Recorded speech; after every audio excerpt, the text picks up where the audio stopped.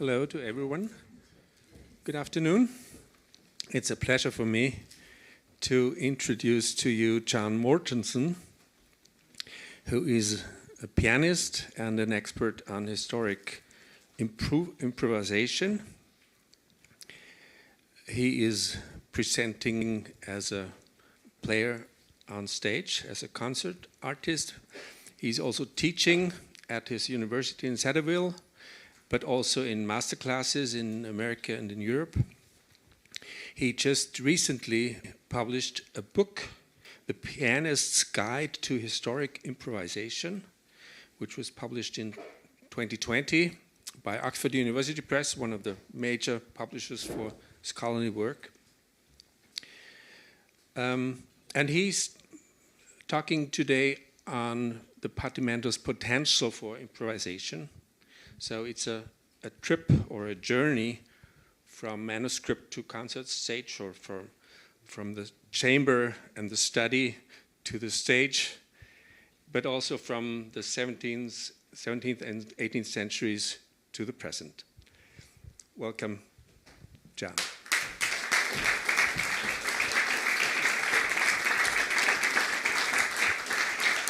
Thank you, ladies and gentlemen.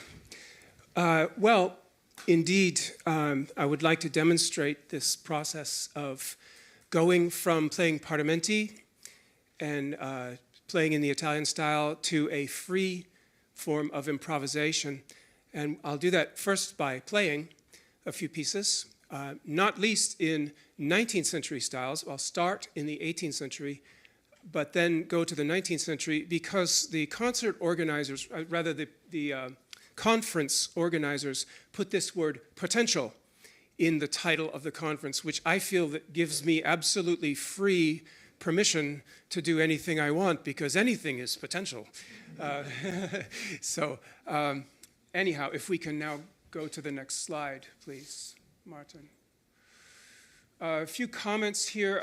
Partimento, which I think of as a broad tradition with rule of the octave, moti del basso modulations, and the advanced contrapuntal disposizioni, provides a complete vocabulary of 18th century harmony, as well as infinitely variable contrapuntal solutions to any bass line. One can improvise from the bass upward. One merely needs to know what the bass is doing, and all the other possibilities spring instantly to mind, which is why it's so fast, and it works, and Roman numerals do not work for the same purpose. Bass motions are flexible. They may be what I call segmented at almost any point. Like a ride on a carousel, one may make multiple rotations, like Vivaldi, or ride merely a few meters before hopping off to something else. At any moment, one may initiate a new motion, modulate, or form a cadence. This allows the improviser to go anywhere and do anything. Bass motions are made to sound like real music, that is not an exercise, through the process of stylization. That is, the motions are overlaid with textures and figurations that create an expressive, coherent aural surface. And needless to say, these figurations and stylizations are largely what give the music its period sound, whether it sounds like Mozart or Schumann or something else, is largely the surface figuration, partly the harmony, but I would say more the surface figuration. Furthermore, the essential structural notes that form the bass motion may be elaborated endlessly through diminution, or as Bob Yerdigan says, wiggling around for no reason, which is more or less my entire approach to music making. The harmonic and contrapuntal language of the 18th century carried over nearly in its entirety to the 19th century. Very few of the voice-leading schemas of the Baroque are absent from classical and romantic music. However, they live on within an expanded ecosystem which includes enharmonicity, chromatic mediant relationships, frequent use of distant keys, free use of chromatic neighbor and passing tones, longer melodic phrases with fewer or obscured cadences, and a general heightening of instrumental virtuosity. So if one wants to take partimento into a later style, these are the extra elements that one must use. And as one simple example, there could be thousands, here is the rising bass motion, rising fifths, shown in Jerdigan's edition of Fenaroli, with its canonic upper voices forming 4/3 suspensions. And then here it is in Schumann's third romance from Drei Romanzen, opus 28. And in red, the bass, rising by fifths. Next, yeah, sorry, I forgot to tell Martin, keep going, weiter, perfect. Okay, very good. So here we see the bass in red, rising by fifths, and we see the 4/3 suspensions highlighted in yellow. So this is Schumann composing exactly what Fenaroli laid out. But you see all this other virtuosic stuff in between, and that's what makes it sound like romantic music. All right, let's play. Let's make some music. My first piece, first improvisation, is based on ideas from Andrea Basili and Padre Martini. So I'll call it a capriccio and fugue. All I took from Basili was this little figurational idea, this little keyboard pattern. And then from Martini,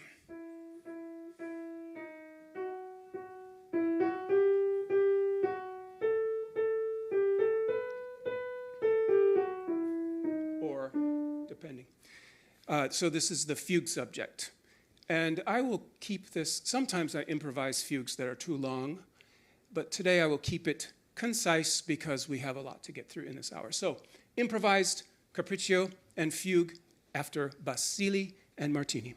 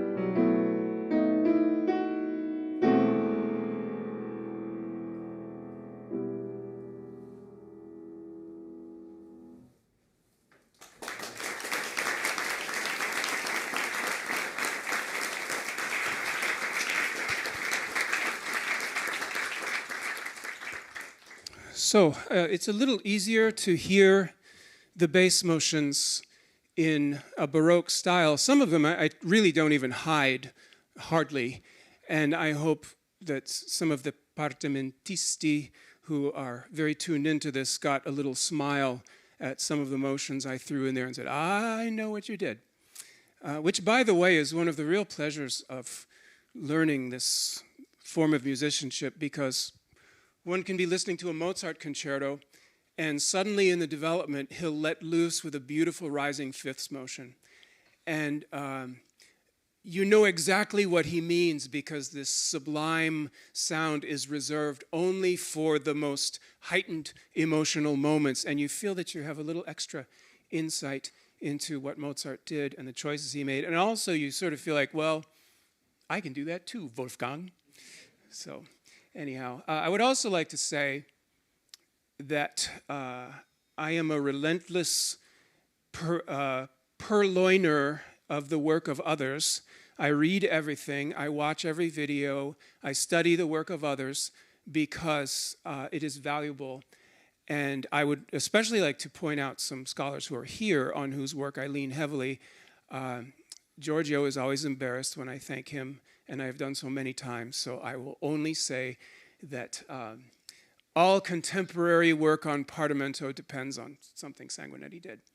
It's been a pleasure to meet Bob Yerdigan in person, and I will say to you that his book, Galant Style, really woke me up to the possibility of improvising freely in historical or classical styles. I was having dinner with my friend Jeremy, who's a fantastic jazz pianist, one of the best jazz educators in America.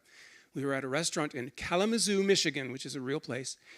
And Jeremy said, jazz works because the aesthetic is messy. It's a swing rhythm, which is a lazy rhythm. And you can always play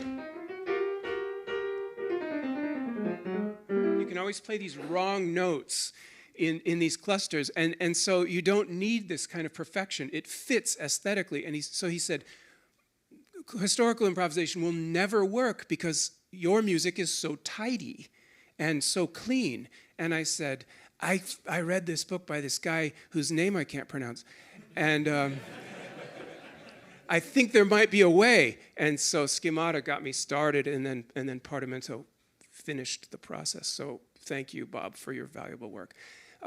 Peter is also here, Peter Van Toor, who has researched so many manuscripts and made them available. And so these three are really the guys that I point out that I couldn't do any of this without them. Okay, let's move on now to the 19th century. We've got something here by Clara. And I note you have a Clara Schumann Zada here on this campus, so that's wonderful. This is the theme from the Andante from her G minor trio. And what I'm going to do is make a Charakterstück out of it by using her theme as a kind of A section, and then I'll improvise an entire B section, and then I'll come back to the A section. So I am experimenting now with how to create pieces in romantic style, and this is one method that I'm using, is just take somebody's theme, play it, create a B section, and then go play it again. It's actually fairly simple. So here we go with a character piece on a theme by Clara Schumann.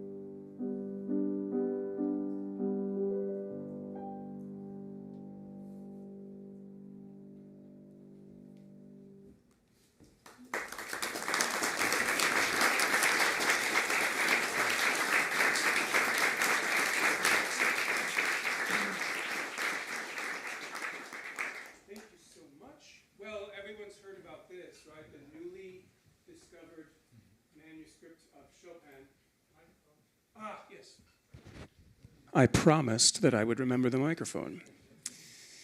Everyone has been talking about this newly discovered manuscript of Chopin. I don't intend to enter the fray of how authentic it is. I'm only using it because it's current and in the news and sort of interesting. So I thought I might improvise around it, use it as a kind of base of operations, and then wander off into other territory and other themes. I think I might use it like a rondo or something. We'll see. But again, 80%, 90% of the harmonic moves that one finds in this music are just partimento. And then there are a few other kind of cool secret techniques from the 19th century that one uses. But really, most of it is partimento. And as I'm improvising, I am absolutely thinking in terms of bass motion. What key am I in, and what scale degree is prevailing in the bass, and therefore what options are available for upper voice harmony and counterpoint. So I don't know really how this will go. You and I will find out how it goes at the same time. So here is an improvised fantasy around this manuscript.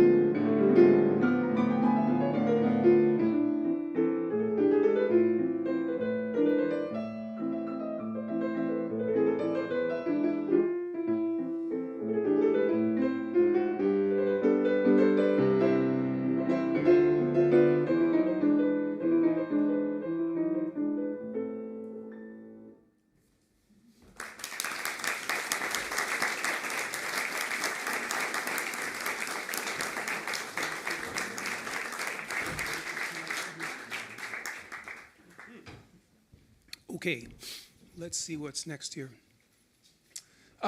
Okay, sonata. There are many problems with the improvisation of sonatas. Not least is that it's not really an historical thing to do at all. I'm not aware of anybody that systematically improvised sonatas. I just wanted to see what would happen if I tried, and I could live my life as a warning to others, which is my mission. So I've done this maybe 10 times in concert, and it really does raise some interesting problems. One is, how much material does one have to learn in advance? And if the answer is a lot, then how much of this is really improvisation? Well, in the case of sonata, we have a first theme and a second theme, both of which are from Kalkbrenner. The first theme is from this Opus 4 G minor sonata. The second theme I got from one of his etudes. And then I learned them both very quickly and later realized they were too similar, but it was already time to get on the plane, so whatever. So those both have to be learned and memorized. So in the exposition, the only thing that one improvises is the transition and the closing, because the two themes that are the pillars of the section are already learned. The development is another story. You can really do anything in the development. And I often am fascinated by the insignificant thematic material or motivic material that a composer will use. Sometimes it's some little incidental, inconsequential figure from the closing theme of the exposition, as though whatever was last in the composer's mind will become the important part of the development. And it seems almost arbitrary and capricious, but also a lot of fun. So one can do anything in the development. Then, of course, one has to come back and play the main theme, then the second theme in a different key. I am teaching a course on cadenzas next semester at the Curtis Institute, and so I thought I would do a first movement cadenza in this sonata, like Beethoven did in Opus 2 number 3, and what's the other one? Oh, there's a Mozart cadenza in tempo in K333. So I'll do that. I've never tried that before. Honestly, it's very hard to keep track of where one is. If I'm playing the theme, is this the recapitulation? Which time? So that's one of the challenges that comes up. And during our Q&A time after this piece, if anyone's curious about that, that will be the time to ask about the practicalities and the problems one runs into in trying this out in concert. So with that said, I believe we are ready to go with this improvised sonata on themes of Kalkbrenner. I'll do a slow introduction as well. Slow introduction as well, as they did very, very often in sonatas of that time.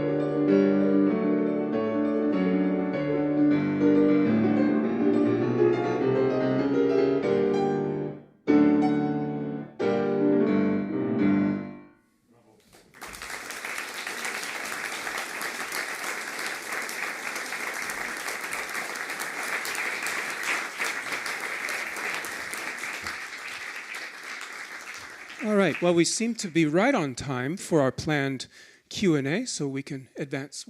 You got it. Questions and furthermore answers. So let's go ahead and do this. Let's take questions about, particularly interested in questions about the process of public improvisation, but of course, anything from Parlamento to that is great. So let's open it up now for questions, please.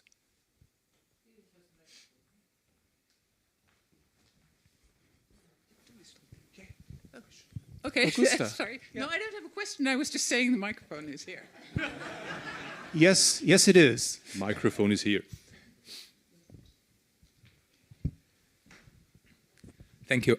So, since there's, there's many different schemes, but you probably encountered the same ones all over again. So, when you're improvising, does it happen to you that, probably does, but you start some kind of part, and then you think how you could proceed, and then you get into your mind some idea that's exactly the same as something you've heard in another piece, and do you then like repress it, or what do you do then? Yes, this is a big problem. The problem is that in order to be good at something, it has to be quite familiar, and then it becomes less of an improvisation. But if it's completely unfamiliar, one will play it badly. So this is a balance of things that are familiar and things that are new, and I try to walk that very careful line. I could play things that I know very well and I've studied and you wouldn't know, but I don't wish to live my life as a fraud. We have enough of those running around the world in this time. So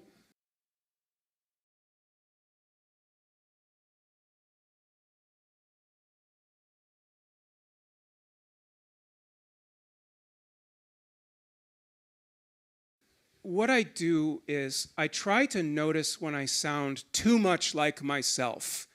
I just keep doing the same things.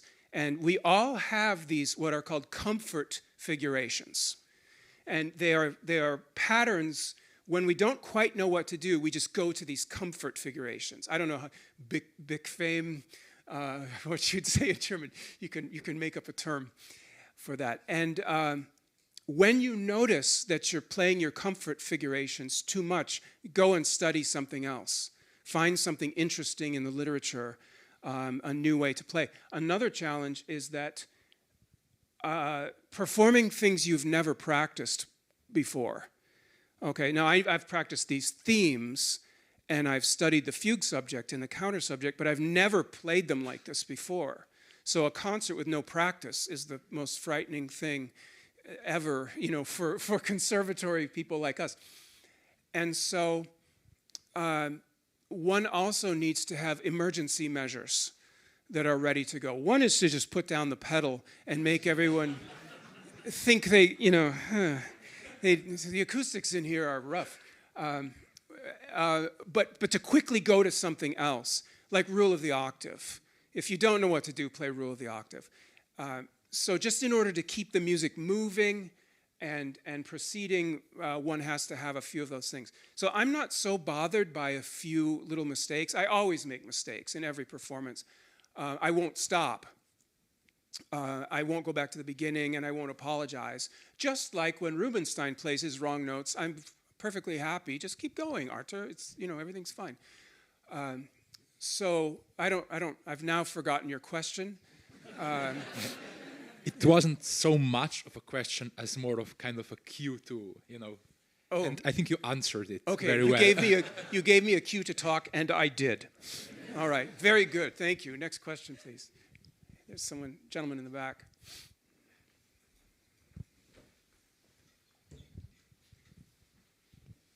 Thank you so much. 2 quick questions. When you're improvising a sonata, in the exposition, was your transition the same both times? My memory's not good enough. Right. Does it need to be? And second, in the development section, do you know William Kaplan's sonata theory? Do you use core and pre-core and that kind of thing? Okay. Yeah.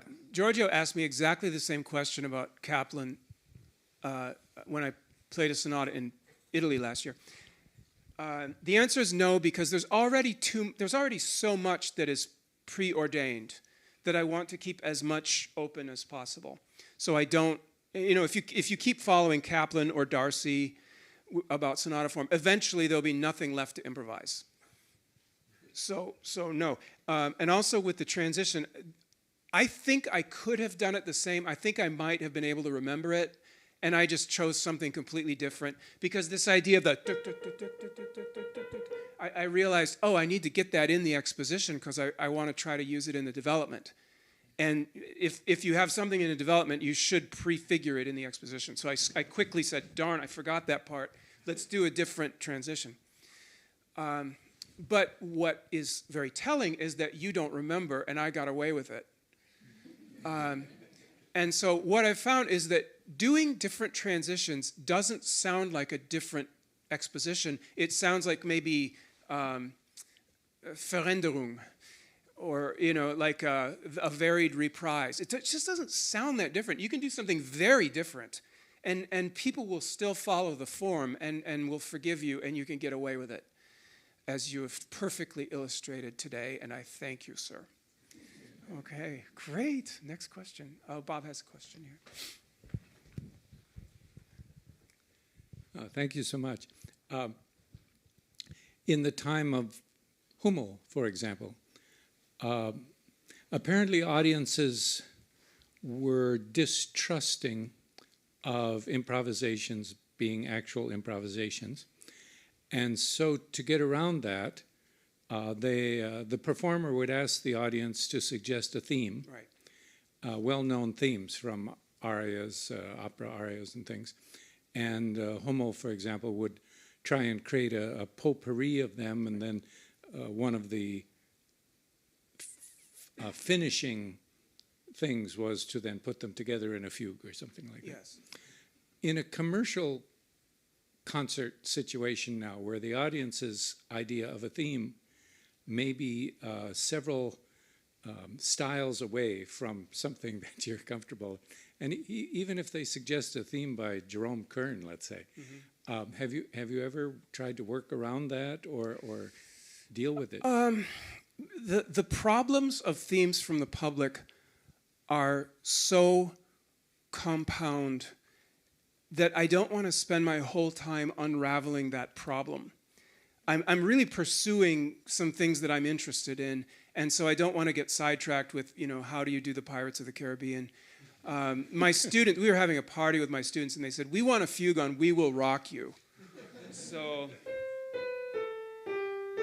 two problems there. The seventh is flat, so it's modal, and then you have the syncopation, which, you could work that into a fugue, but it's not really how my brain works. So I changed it to...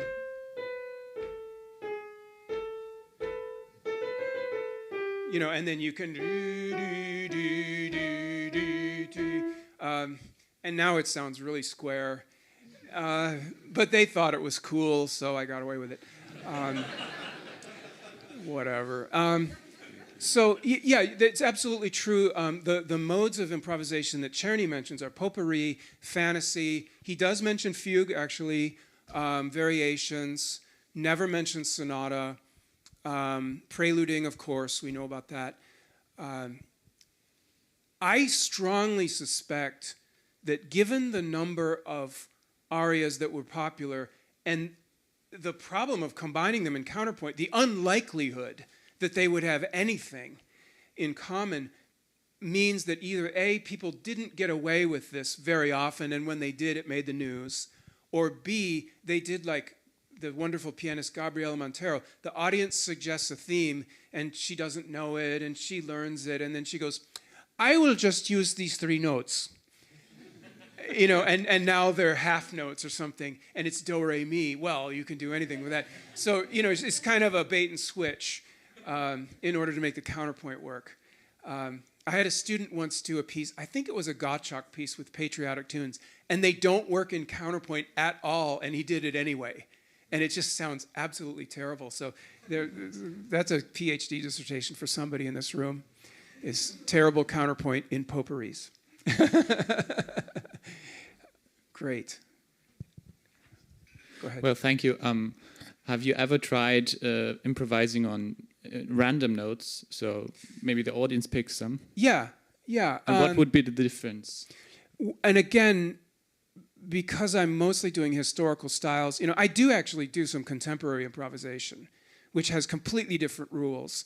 And if you want to see my improvisation on Play That Funky Music, White Boy, you can go to my website. And there I'm really following Brad Meldau and it's a different world. But when I play normal historical improvisation concerts, I'm trying to play in the tonalities and, in the rules.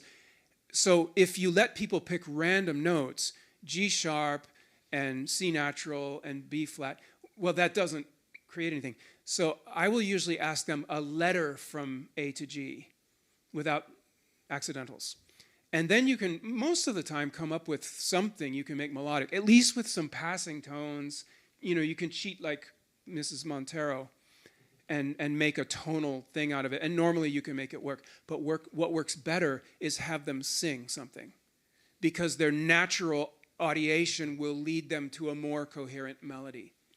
So if you say, here's the key of F major, please sing a little tune. Ya-dee-da-dee-da-dee-da-dee-da. Someone will do that. They won't go, ya-da-da. They won't do that. So there are ways of avoiding the hazards of dealing with the public, if one so chooses. Great. In the back, the gentleman there. Hi, thank you so much. Back to the idea of comfort figuration, I was wondering, either in the course of your reading of lots of different repertoire and your own processes, if you found that certain figures or schemata work better in certain keys, or that come up more naturally as you're playing them in a physical sense. Like, for example, something might feel more comfortable in A minor because you're going to a Phrygian half cadence on the white notes of the keyboard, for example. Yeah. I don't worry so much about the physical topography of the keys. By the time you really learn this stuff, you can pretty much play it in any key. But the sequential motions are very helpful because you can predict a little bit more. So I'll give you one example of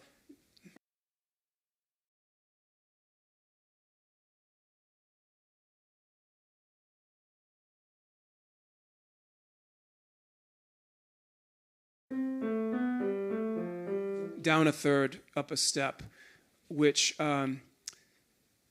is really beautiful because most of the voices move actually by step. They descend by step, which means you can suspend them. So I'll show you how I can suspend this in a couple of ways. And then it will also involve one of my comfort figurations.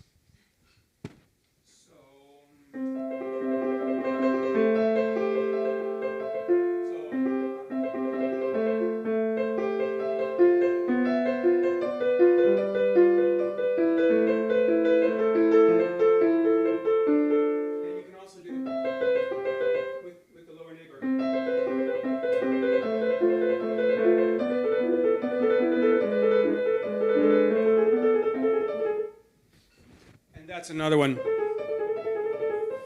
because it's got a lot of rhythmic energy, but it's only one moving note and one static note and one neighbor tone, but it sounds really good. So yes, down a third, up a step is really good. Quintfall is great because there's so many ways to play it that sound good. You can just do it in tenths, or you can do it in a 3-voice texture. Also, the fact that in 4/4, you have 16 notes per bar, in 16 notes, of course, and to start and end on the same note, it takes 8 of those. So you can easily fit a scale within half a bar. So you can do things like this.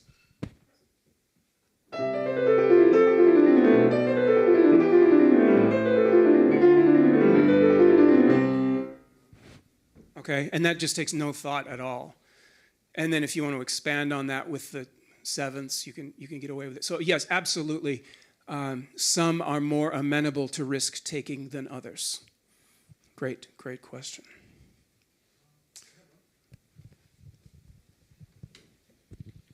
Hi, Hi. How do you deal with the memory aspect? So going from something that you memorized to something that you are improvising, and how is it different? And for example, if you improvise also the first theme and the second theme in the sonata, for example, in this case, and then you have to remember them for the repetition and for the recapitulation. Yes. Well, the themes that I had to memorize, it's no different from just learning repertoire. You know, you have to learn it and memorize it and make sure you can play it physically.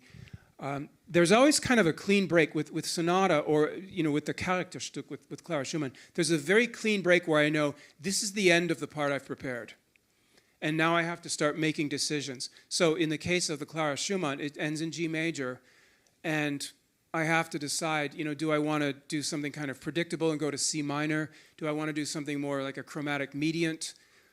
So I enjoy not knowing that, because I feel very comfortable making that decision. So I deliberately don't have a plan. And I just decide in the moment what to do. So it's a very clear cutoff.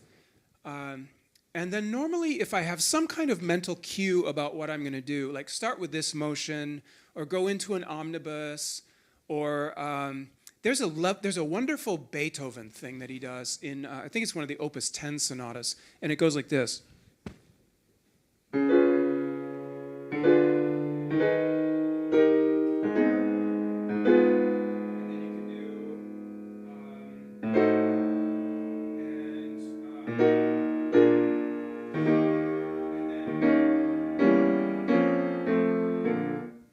So it's a rising chromatic bass. The first note is on a dominant, the second note is diminished, and the third is a 6/4.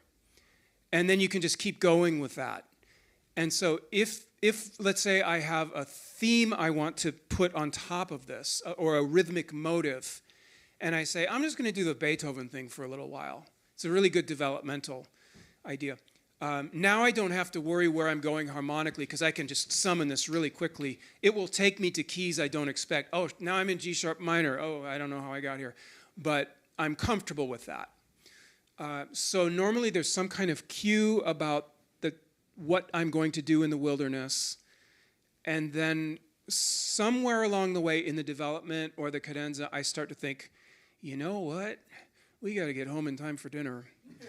And so what was the dominant again? Should I approach it chromatically? We could do the augmented sixths. You know, and so you have to start thinking those thoughts as one goes. Very good question.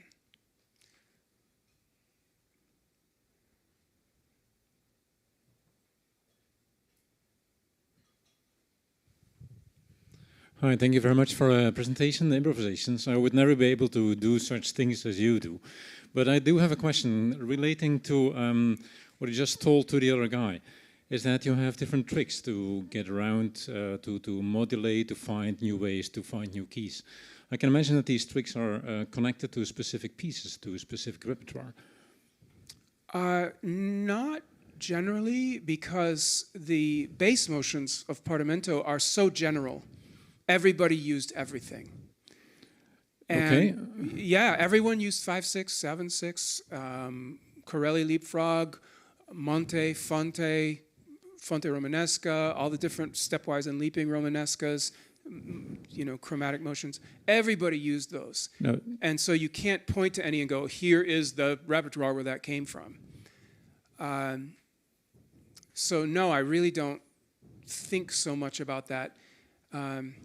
As being sourced in a particular piece. If maybe if you heard something you said, aha, I know exactly where he got that, I'd be very interested to know, because maybe I did and I'm not aware of it.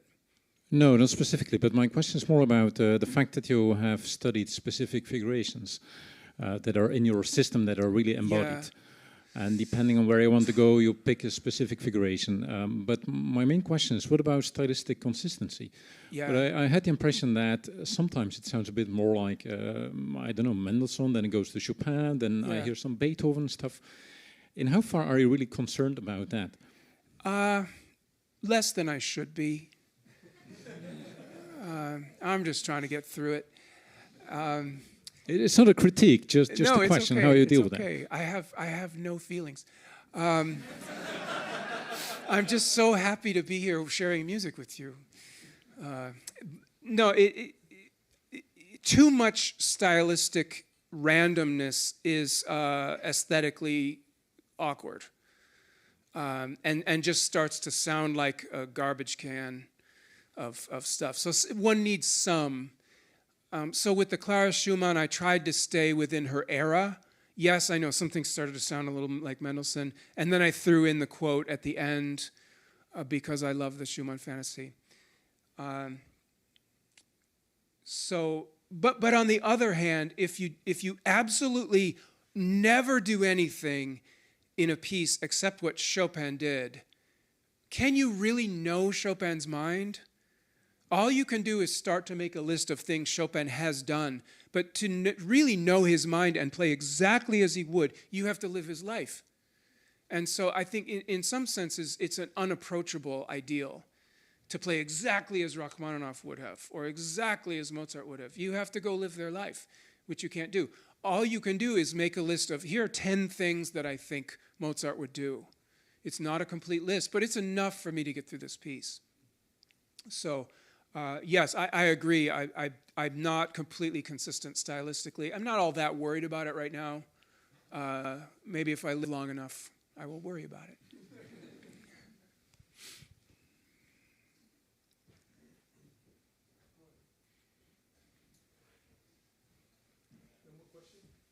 Okay, yeah. Just a question. There is a certain style of improvisation that leads to idea generation, exploration. When I'm doing that, I'm struggling to keep a style, form, collapses, and I have elements from, I come from Greece, Greek folk music, pop, rock, other styles entering. So I was just wondering, how can you possibly be in the zone while improvising and also keep track of bass line? Because then the moment I'm doing that, everything interesting disappears and then I'm playing patterns. Yes, the discipline can be difficult. When I first started improvising fugues, I would forget what key I started the fugue in. And wandering off, how did I get to E flat minor? What was the original key? Like I couldn't discipline the tonalities. And what I realized is that the part of the brain that is creating the new material is not the part of the brain that remembers what I just played. So I often will improvise the whole piece and it will go fine. And then someone will say, halfway through you did this. And I'll say, I don't remember. Because I'm busy cranking out sound and I'm not really making a record of it. So I would actually write lists of keys. I would say this fugue will be in D minor. Start there. I'll do the exposition. It's a 3-voice exposition, so it will end in D minor. And then the next order of business, I will go to the dominant, so A minor, and then I'll work my way through the 5 related keys. And then get my way to the dominant and do a pedal point and finish. And I would actually have it on paper on the piano and I would watch what key should I go to next. And that was very helpful to discipline my mind. And what I found was that I got through all the keys sooner than I expected. And that as an improviser, my tendency was to keep going too long and to work out every little idea that came into my head. Well, if you've ever been to a party and you met someone who says everything that comes into their head, you know that this is not always the most socially acceptable thing. So to be a little bit more concise, and also the other thing that's helpful is a motive, a single motive. I met this kid in Rome in October for the workshop there, incredibly talented guy who would play in this big Lisztian romantic style, but it wasn't cohesive. It just kept going, and here's some octaves, and here's some omnibus, and here's some diminished stuff. And I said, why don't you just do taka-taka-taka-taka-da-dum? Just that's your rhythmic motive, 8/16 and 2/8. And he started playing, and suddenly it was this beautiful finished piece. So the discipline of tonality, length, and motivic consistency. Just take that motive out behind the barn and beat it to death. like a bad dog. I mean, I don't know. Maybe it's illegal, and it's legal in my country. Sorry. Okay, I think we're out of time. So just catch me if you've got another question. Thank you, ladies and gentlemen.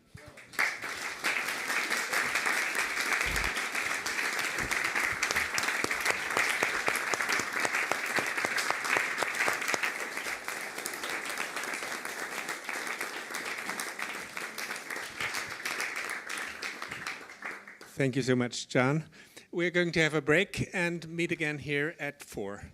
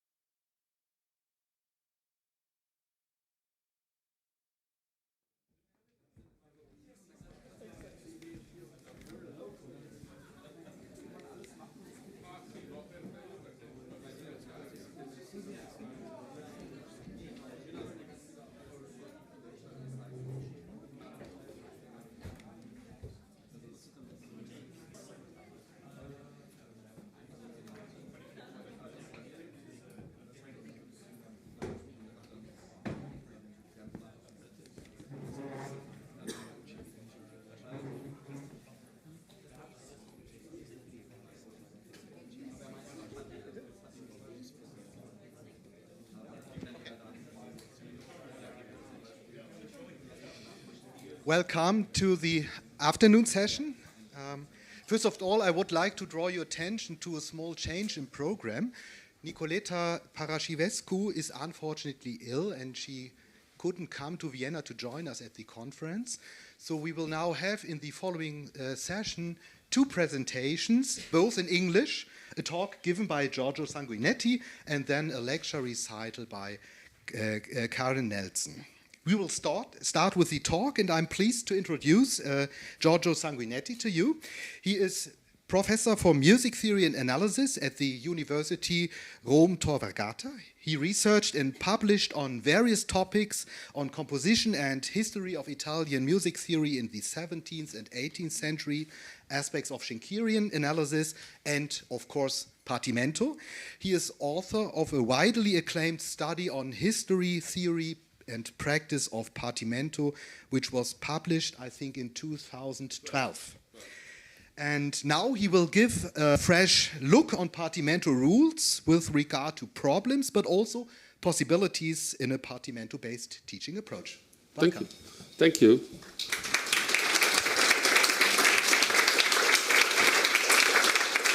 Thank you. I must say that the topic of my talk will be slightly different from the title, because I gave the title months ago, and in the meanwhile I changed my aim. So what I'm really going to do is to read.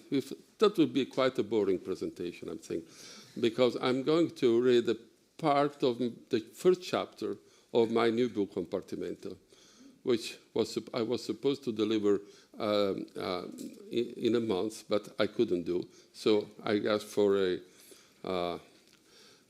delay of 1 year. So there is no substitute for practice. This is a generally acknowledged truth for all activities involving music, and not only music, such as playing an instrument, singing, conducting, or composing. However, when it comes to music theory, practice seems to reside in some remote background, and abstract speculation takes its place. Which makes sense, of course, because the word theory comes from the Greek theoreo, I observe, I look at. However, during the long history of music theory, the branch called Musica Theoretica was for a long time reserved to abstract and sometimes arcane speculation on the nature of intervals, the relationships, and the correspondence between musical intervals and the orbit of planets. More down-to-earth stuff like learning how to avoid parallel fifths or which chord to play on a scale in the bass was the subject of Musica Practica, the part that taught musicians their craft. Today, what we call music theory in a college or a conservatory curriculum is essentially Musica Practica, but it consists less of practice than of observation, classification, and analysis. There are reasons for that, such as the long-lasting influence of a German scientific theory of harmony, which during the second half of the 19th century took the place of the previous, more practical approach. Secondly, the way music theory is taught today in large classes, where students sit listening to a faraway lecturer, naturally leads to formalization and abstraction. But Partimento was always taught and practiced at the keyboard. The teacher assigned an exercise and gave some instruction, and the student had to extract from it a complete piece of music without committing it to paper. Not so good voice slitting was, especially in the inner voices, was excused at this time, as far as the outer voices were okay. I remember that when I published my first book, and I realized the rule of the octave. Some people criticized me because moving from the 6th to the 7th scale degree, I doubled the F instead of doubling the C. And so I made parallel octave, which of course doesn't make sense, because when you're playing, it doesn't matter if you double the F or you double the C, because it sounds exactly the same. So this is the kind of thinking we should try to get rid of when we try to play Partimento.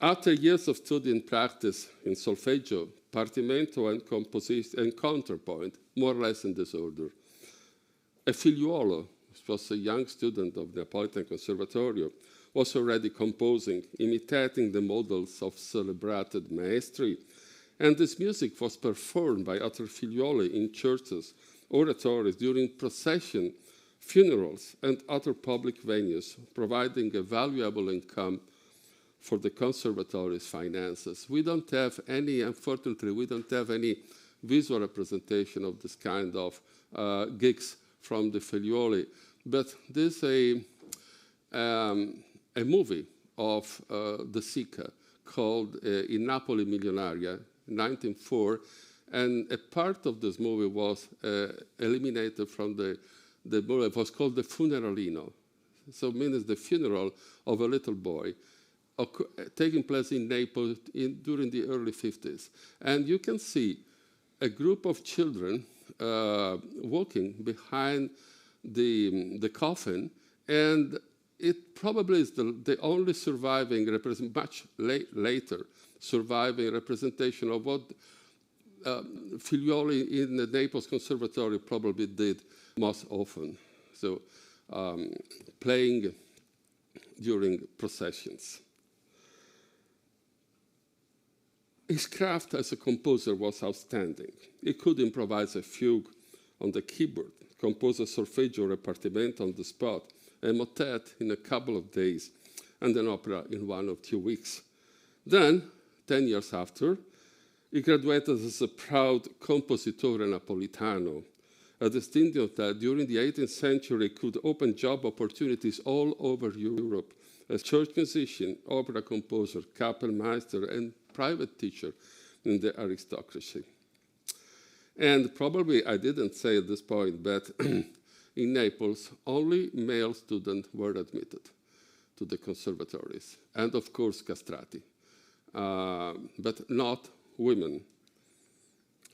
Thankfully, our society is very different from the 18th century one. The life of a music student is far from being tough as in the 18th century orphanage. However, I note that some of you might disagree on this point. But for the poor ones, life outside was much worse, I can tell you. Women today constitute a large and growing part of the professional music world. Institutions such as the courts, the aristocracy, and the church have disappeared or do not actively support music the way they did, especially the church. Today's music, especially the church in Italy, I must add, the situation is terrible. Today's music industry is compartmentalized in airtight boxes. And the box closest to our subject, that is called classical music, didn't exist at the time when what we call classical music was composed. So why should we spend time on something that belongs to a long bygone era? One answer is that this old 18th century approach to theory is based on practice. And as a reward of this hard work, it gives the practitioner an immediate, almost unconscious response to compositional stimuli. This is probably my first slide. It doesn't work. Okay. It works on my computer, but this doesn't work on the screen. Oh.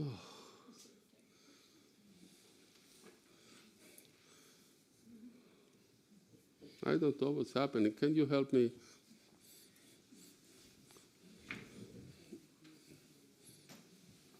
Oh, yes, it's working. Sorry. I found, yeah, you did the magic. I know, you did the magic. Famously, Karl Dalhaus divided music theory in 3 large categories. Speculative, mostly cultivated in the Middle Ages and the Renaissance, after the surviving writing of the classical antiquity.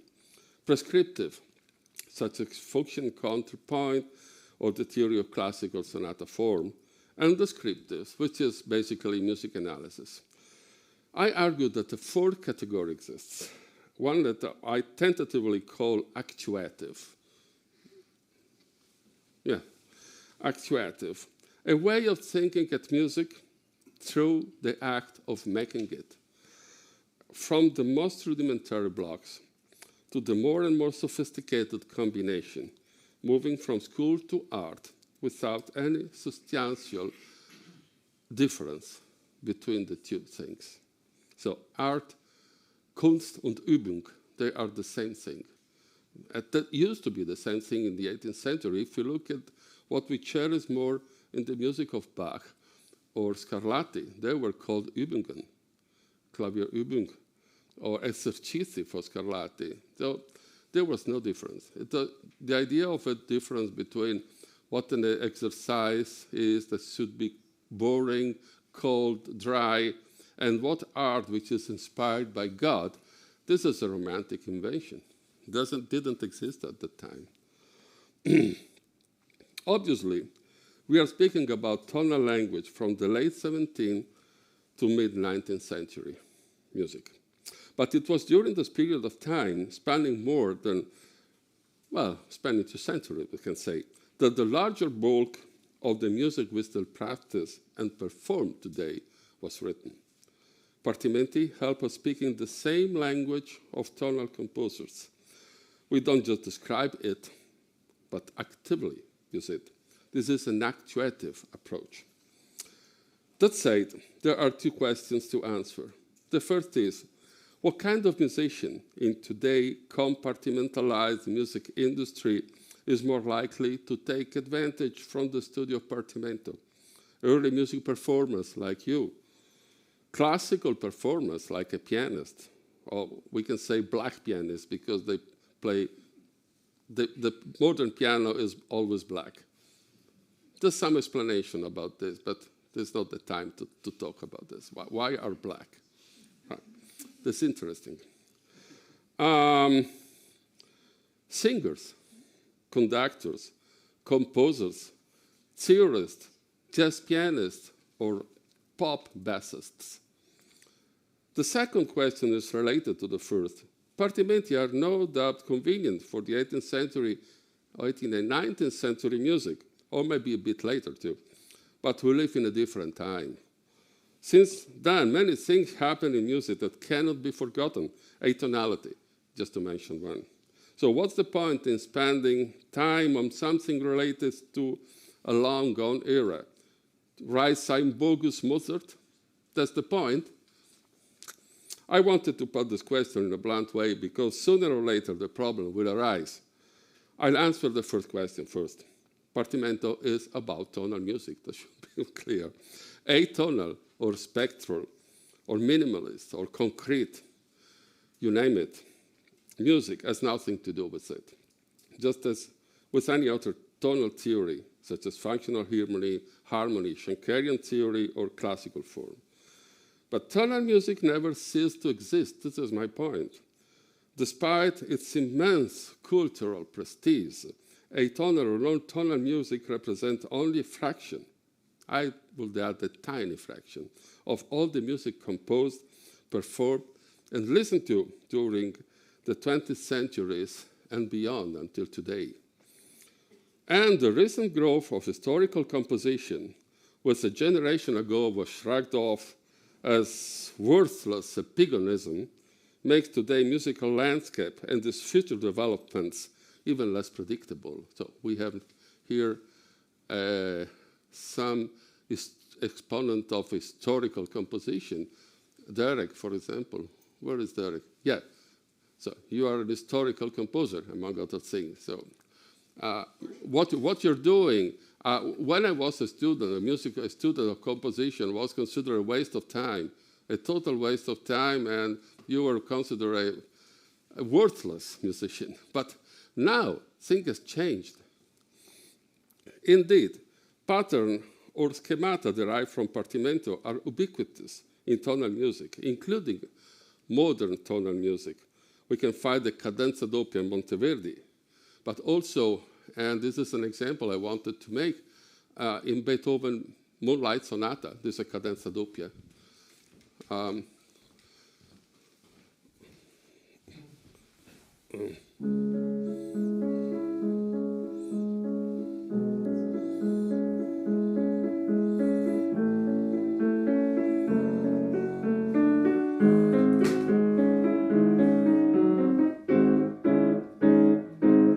the cadenza doppia with the anticipation of the seventh described by Gasparini in the armonico-pratical cembalo. Beethoven used it.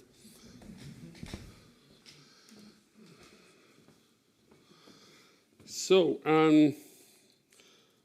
or the ascending 5/6 progression or sequence in a jazz standard, and I will show this example in a moment, or the Romanesca in rock music, the countless example of the Romanesca in rock music.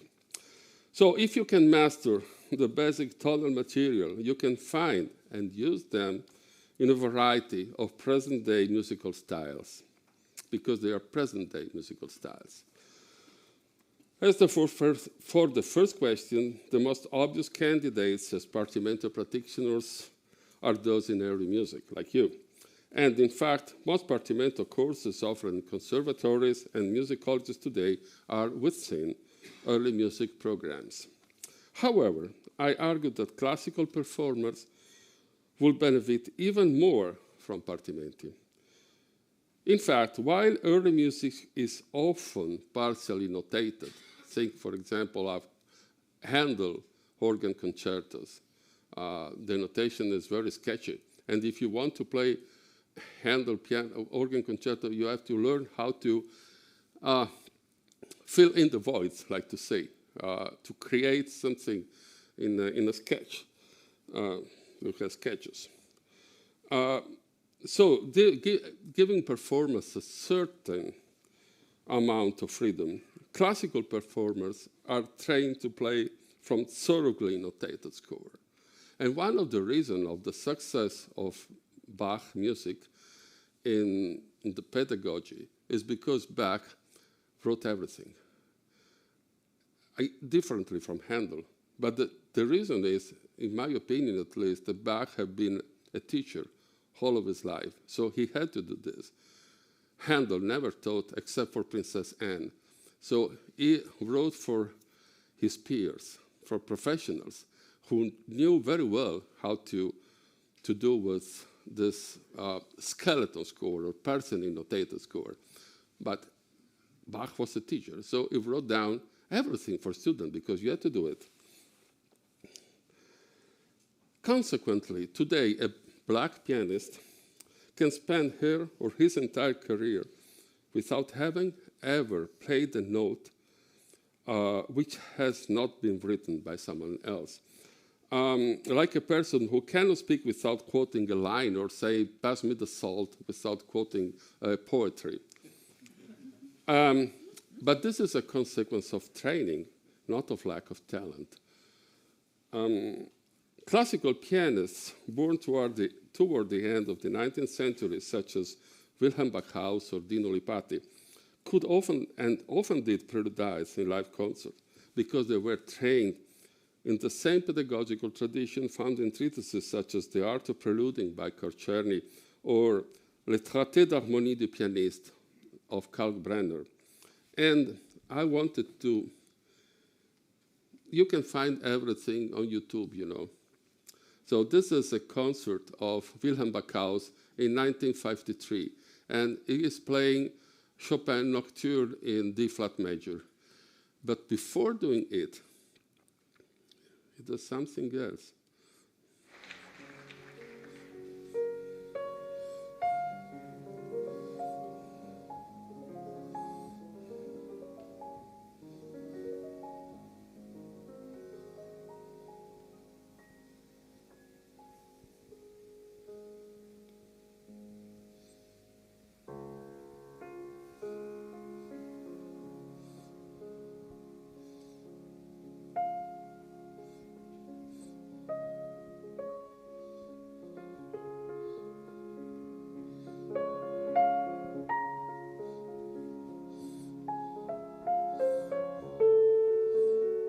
I'm sorry to stop here, but there were so many things to say about this magnificent performance, that this asynchronous,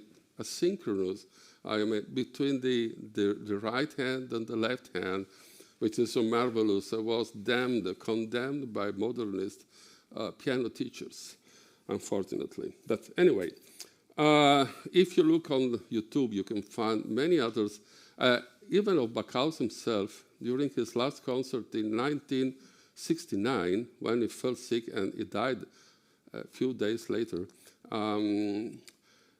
instead of playing Beethoven Opus 31, number 1, I think, and number 3, which he was supposed to play at the end, in the second part of the concert, he decided to play Schumann, the Fantasy-Stücke. And before playing the Am Abends, it makes a wonderful prelude. Before playing the beginning, you know, da-da-dee-da-da-da-da. And Dino Lipatti did the same. So it was something that was quite common at the time. The recent awakening of interest for improvisation for classical pianists is a sign of a growing dissatisfaction with the Werktreue ideology, a dissatisfaction that reflects itself in the rarefication of audiences and the sales of recorded music. The disappearance and eventual return of improvisation in classical music is a vast subject with huge ramifications in social history of music, music aesthetics, and philosophy of music, one that goes way beyond the limits of this talk. But improvising from scratch can be intimidating. Even the best musician attempting to improvise without a proper training will find themselves stuck or lost. One needs to first to learn the basic of tonal language, as we did in this day, the rule of the octave, the modo del basso, and the cadences, the cadenze. And the best way to do it is using partimenti. All of us are totally persuaded, I think. And through them, a classical trained pianist may break the written score barrier to move into improvisation with a solid understanding of the principle of his or her heart. Because I think that this third prelude by Backhaus may sound insignificant, but ideologically makes a huge difference if you consider the habits of performing in a classical music now. There's a wall, a barrier between the performer and the audience, and between the time and the music considered as a work, intouchable work of art. Now, this few insignificant, if you want, bars played by Backhaus before the nocturne are, in my opinion, are the sign of a great change in the way we think at music. However, not all classical performers want to improvise, at least not in public. For them, a large majority today, the practice of partimento might offer other rewards, an intuitive grasp of the structure of the music they're playing, because partimenti are also a great way for understanding music, for analyzing music, but also an escape route in case of a lapse of memory. As when losing the thread in a public speech, as I'm doing now very often, but mastering, I hope, the subject, a speaker is able to quickly recover the right path.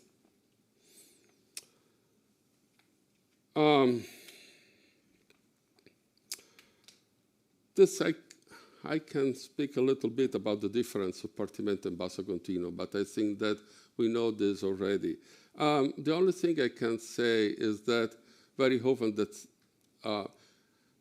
teacher used bassi from actual existing composition as partimenti, and the most common usage was with Corelli.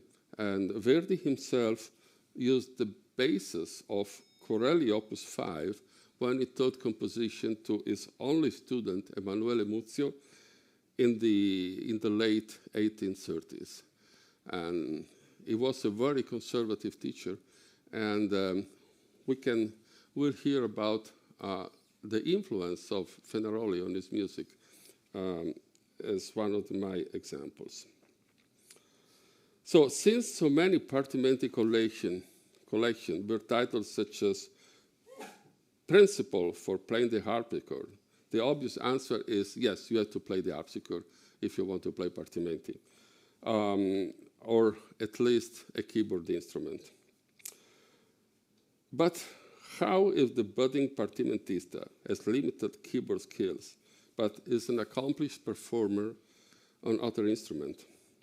Well, I might say, in my experience, that the second best choice for realizing a partimento are guitars. If you go on YouTube, there are many partimento realizations on the modern guitar, which are very, very good.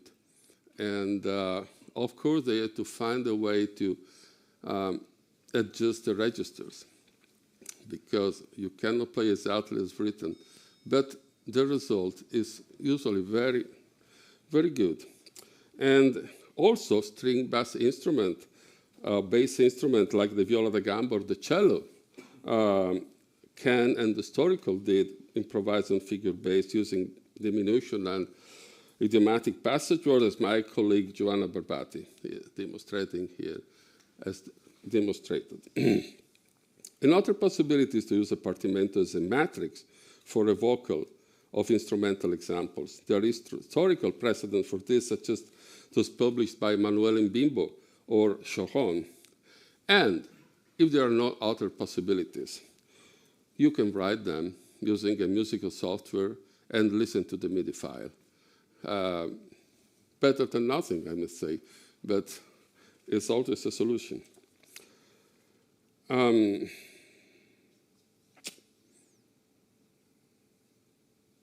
How about written realizations, written on papers?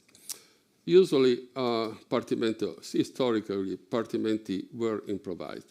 And this is the reason why we don't have, or we have very little example of original 18th century realization on paper. But this does, in my opinion, doesn't entirely rule out the possibility of, or the utility of writing or sketching, at least, a partimento realization. Obviously, feeling a 6/5 chord in your hands and in the shape of your hands is different than writing a 6/5 chord. It's totally different. And playing means what you hear is what you get. And you check the results immediately. And however, I say written realization should not be ruled out entirely. For example, if you have to improvise or to realize a partimento fugue, I mean a really difficult partimento fugue, I don't know, maybe Marcus, you can do it. I have problems, especially if there are vocal fugues, Sala vocal fugues with the ascending exposition. The ascending exposition is easier because the lowest part written is always the one you can play. But ascending exposition, you have the problem, shall I have a bass line under the partimento or not?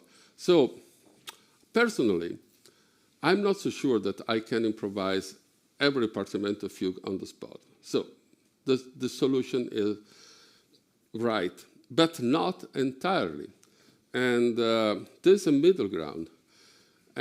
Peter Van Toor recently published the excellent edition of Cotomacci Partimenti. And for the most difficult ones, it transcribed on 2 staves. And the partimento is in the lower staff, and the upper staff is empty. For what? Not for a total, literal, note-by-note realization, but for sketches. So you can just sketch down a few notes, some entries, some ideas, and then you play the partimento, but with these ideas that give you a further encouragement, a further guidelines for a correct realization. So this is a middle ground, and I use this technique quite often. When I was, I'm still writing it, but in writing the second book on Partimento, which is mostly practical, and there's the historical and musicological part is expunged. One of the problems was to find the right examples in musical literature, because, as I said, Partimento is also a great way to analyze music and to find the pattern or model of Partimento in the actual music. But which music? Of course, if we were, I mean, 1 or 2 generations ago, the solution was very simple. A generous portion of Bach, a side dish of Mozart, might be Beethoven, a dessert of romantic composer, and a pinch of Italians. So this is the recipe. But now, the old canon is not taken for granted anymore. The canon is expanding, is dissolving, I'd say. The old canon is dissolving very rapidly. So we have to think about many other kinds of music, and also keep in consideration the new ideas that are spreading into the musicological, music theoretical world, such as women composers or non-European composers, black composer, for example, and composer of countries that usually were not included in the canon, such as Spain or Portugal or other countries. So,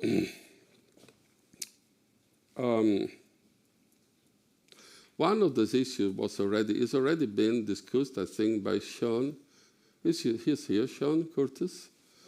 Yeah, you told me about your research on Partimenti and the education of black composers in the early stage of jazz music. That wasn't actually me. I have a colleague who's doing that. That's okay. That's yeah. This is very promising. Yeah, this is really, he's doing his PhD on this now. Okay. Very interesting topic, yeah. So this is one thing. Partimenti were used for the education of black jazz pianists, I think. Yeah, or, you'd have to ask him. I don't know if they were using Partimenti per se, but yeah. kind of European art music exercises. Yeah. Kind of, yeah. But basically they were Partimenti. Was this in the States? Yes, yeah. And also expanding the canon toward women composers. Unfortunately, during the 18th century, the professional music was considered an unsuitable job for a woman. I'm quoting a title of a novel by P.D. James. This does not mean that women in higher society position did not practice Partimento avidly. And this is the case, of course, of Princess Anne of England and the Duchess of Russia. Anne of England was student of Handel, and the Empress of Russia was student of Paisiello. And probably later, work of Clara Wieck and Fanny Mendelssohn or Maria Teresa Agnesi Pinottini, just to mention a few 19th century women composers should be taken into consideration. However, the idea that only composers are the makers of music history should be abandoned in favor of a larger perspective. It should be evident now that non-composers or part-time composers may have had an influence on music history that in many cases exceeded that of many composers.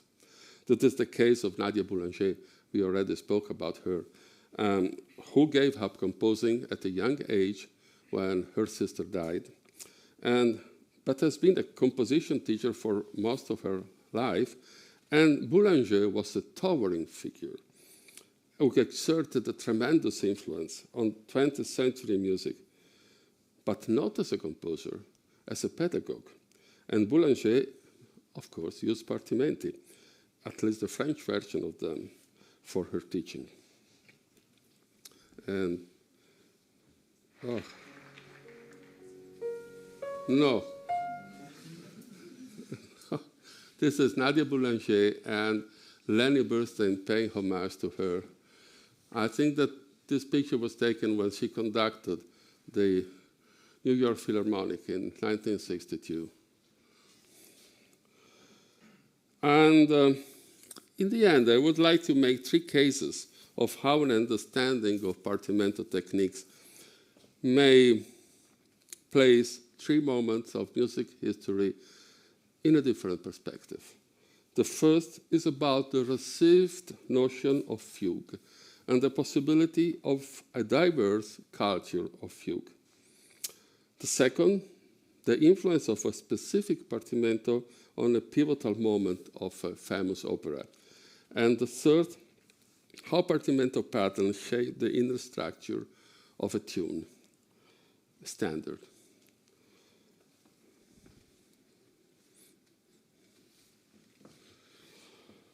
My next example shows a partimento fugue handed down in several sources, and the author should be, if Peter agrees, Durante. No doubt.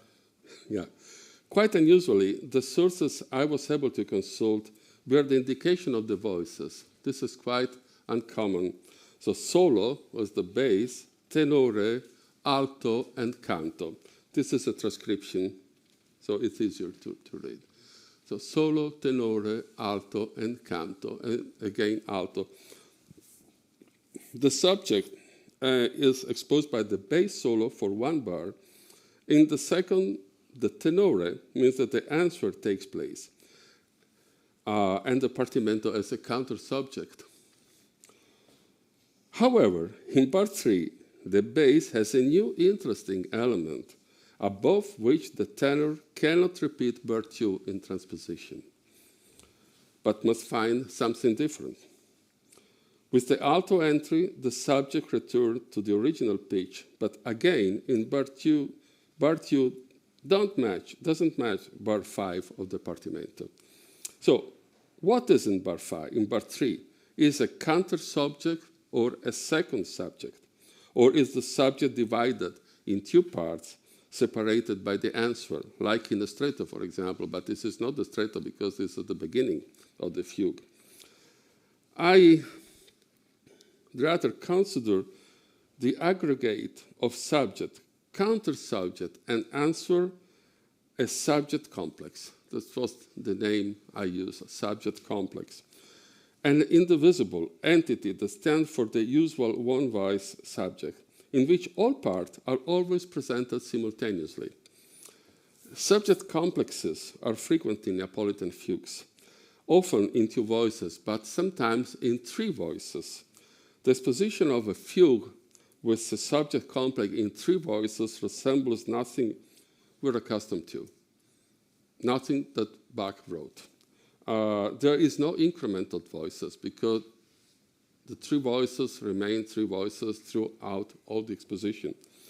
But the subject complex rotates in the register space.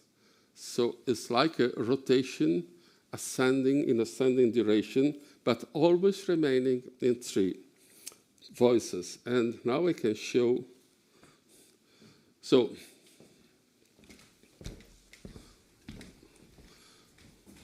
if this is the subject,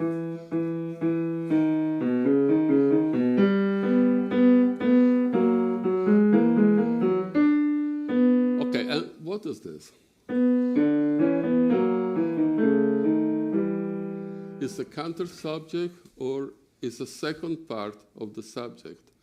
It's not clear. I think that I have a slide with the entire exposition realized. Oh, this is show the complex subject. So we have the subject first part, ba ba ba ba ra ra ri ra ri ra ra. Now the answer that takes place following the tenor sign.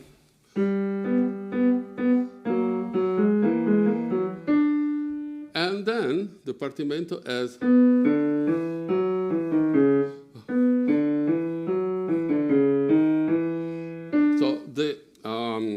what follows the answer in the tenor should be invented.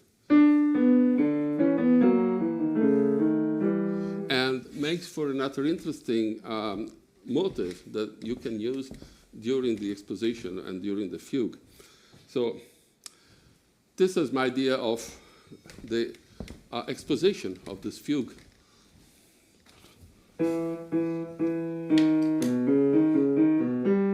Tenore.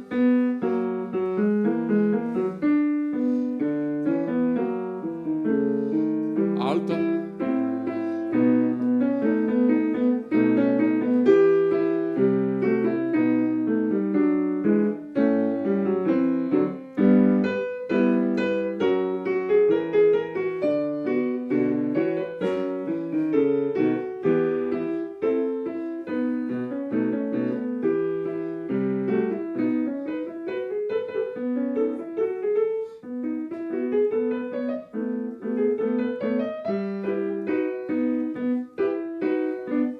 Oh, sorry. I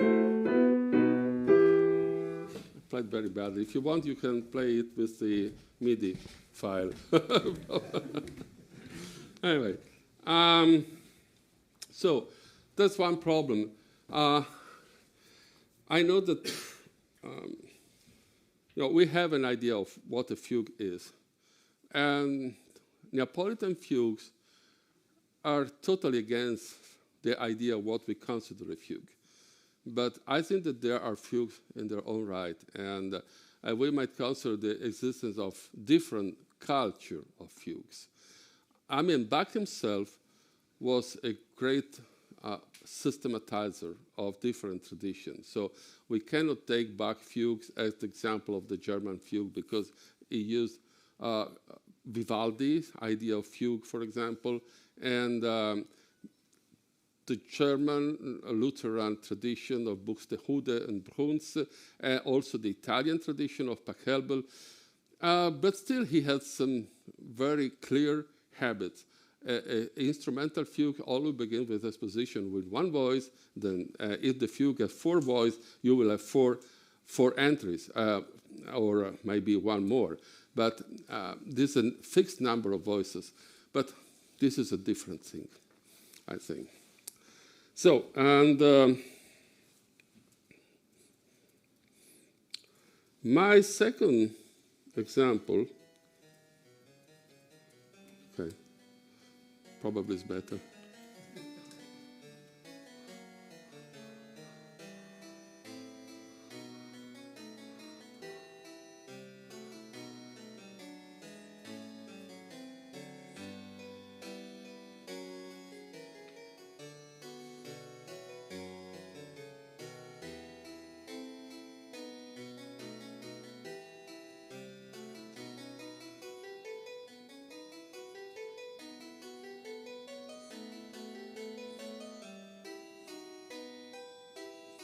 Is slightly different.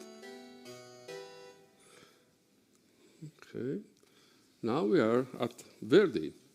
The towering figure of Verdi was present in my talk before, but without having an example.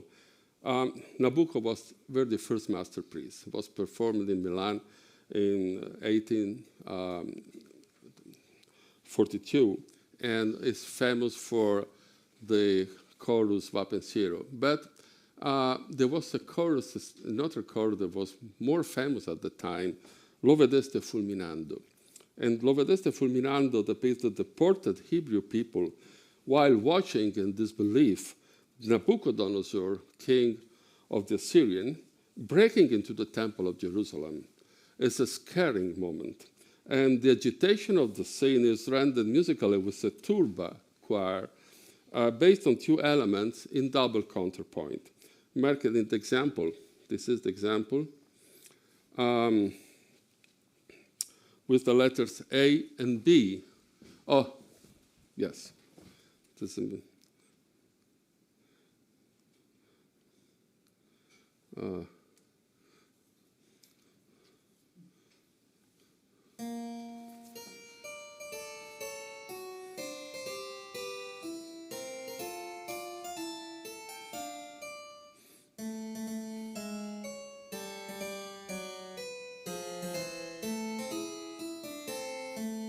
so there are 2 elements in invertible counterpoint, and Verdi plays the A above the B and then the B above the A. The same element coupled in the same way are the elements of the Partimento number 35 in Fenaroli, 6th book. Oh, this is with the scale degree signs added, but I don't think we need them anymore. And this is a Fenaroli.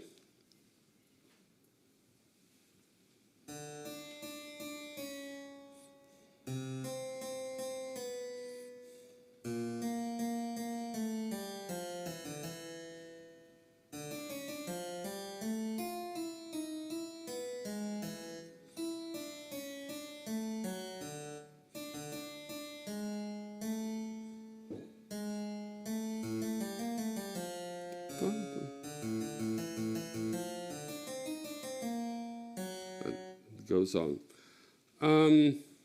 So we have A and B, and they're exactly the same as in Verdi. Now we can listen to the realization of Fenaroli, and then, of course, at Verdi.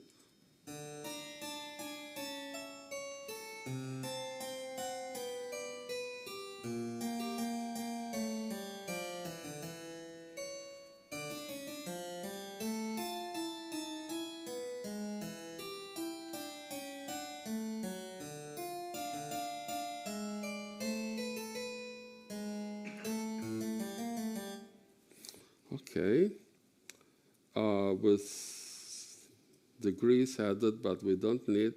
Oh, and where is Verdi? Before. Yes. Okay.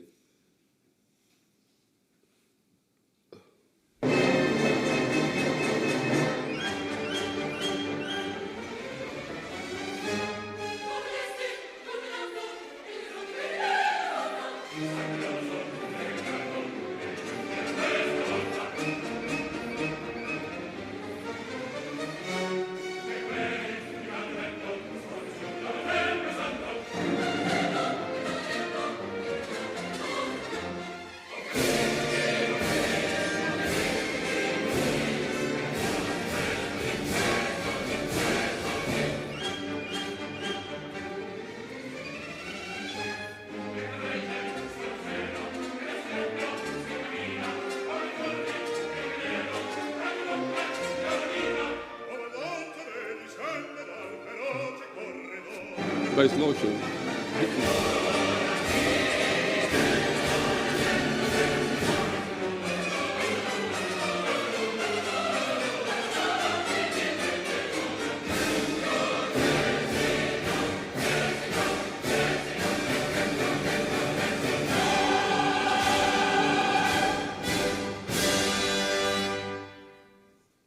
Okay. So, okay. What Verdi had to do with Fenaroli? Well, Verdi was a second-generation student of Fenaroli because his teacher, Lavinia, was a student of Fenaroli. And in the years, the few years before the composition of Nabucco, Verdi taught composition for the only time in his life to Emanuele Muzio, who later became a conductor and conducted many of his operas. And we know exactly what Verdi taught Muzio because Muzio every week sent a letter to his mentor in Busseto and describing in detail what it did with Verdi. And Verdi was an extremely conservative teacher. He made him make canons, fugues, partimenti by Fenaroli, and imitation on Corelli, Opus 5, and studied Benedetto Marcello Salmi. Was basically, as a teacher, it was a totally 19th century composer. And he valued very much the kind of severity of musical instructions and scorned everything modern. We know this. So my last example, we are moving further. And it's about the song of Victor Young, an American composer, the song My Foolish Heart became a standard in the 50s, and it was played by a number of jazz musicians. This is the sheet with the melody and the chord symbols. It's exactly the opposite of a partimento. So we have the melody, and the harmony is written in the form of chordal symbols, so there's no bass. However, the line of the melody have very interesting implication from the point of view of our studies in pattern and in schemata, because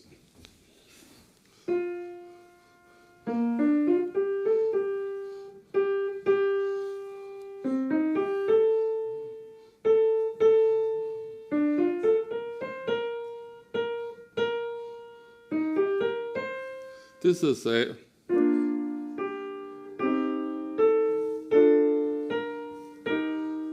a 5/6 sequence.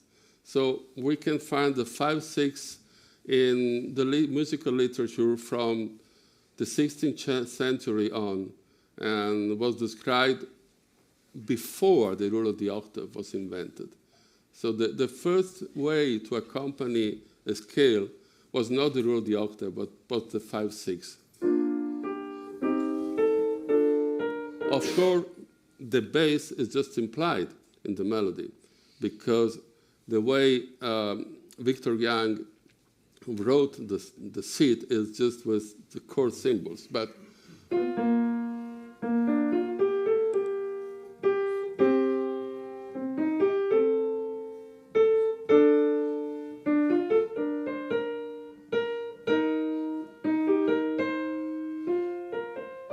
then we have a prenup.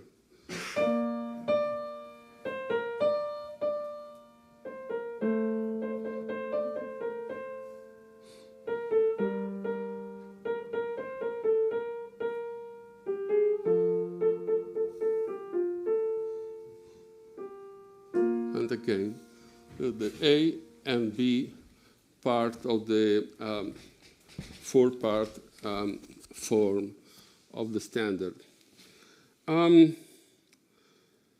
What if we had some more interesting motti del basso to the standard? For example, in section A, we can have a third down, and then fourth up, third down,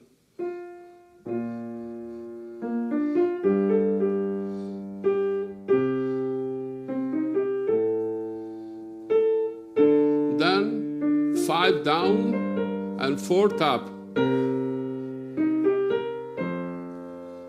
and then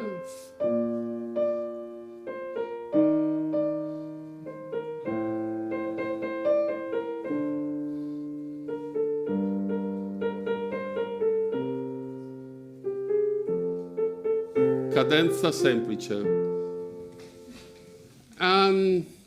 But this is not just my hypothesis or invention, because if you look at the chord symbols, they suggest more or less something like that. And I hope that I have a score.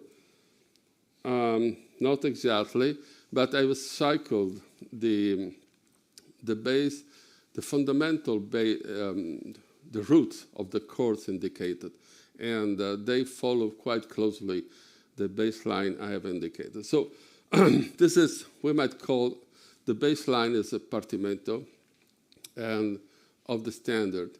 And of course, we have to listen to a great performance of this piece, and which is quite interesting, because this is a performance of Bill Evans, and the bassist at the time was Chuck Israels, because Alfaro died in an accident, and Gomez was not working with Evans yet.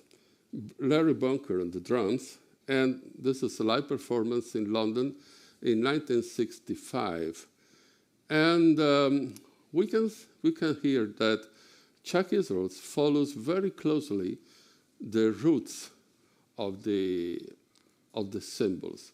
So, and in doing so, it sort of creates a tonal space, very large tonal space. And what Evans does is to create the diminutions, and with suspensions, a substitution of notes.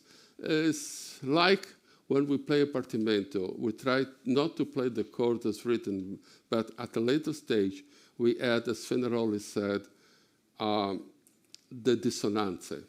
So this is the, this is also, this is a transcription with the bass line added. You see what Israel is playing, the roots.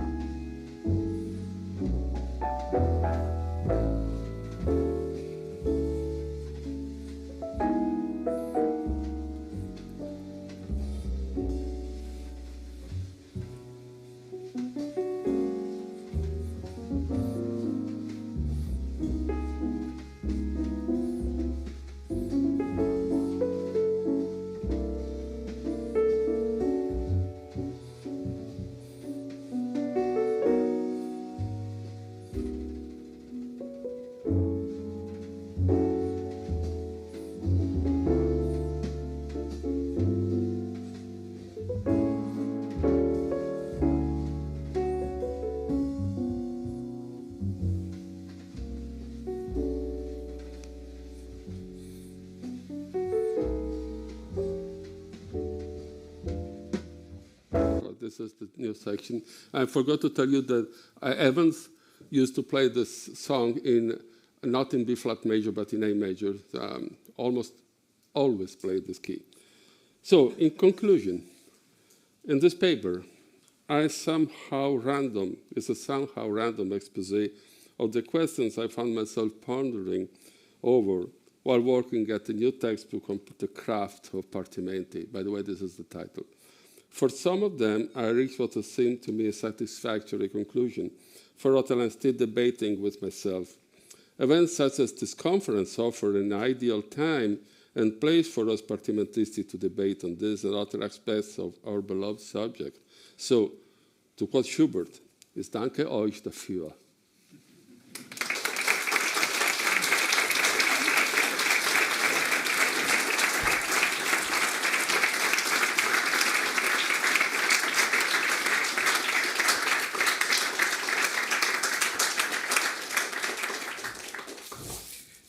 Thank you very much for these fascinating bridges you built from the historical sources of Partimento up to the music of our times. And we have now time for questions, remarks, comments.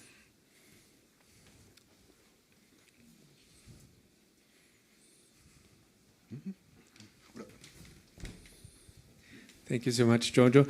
My impression was that Partimento practice had to be rediscovered in the last 2 decades or 3 decades or so.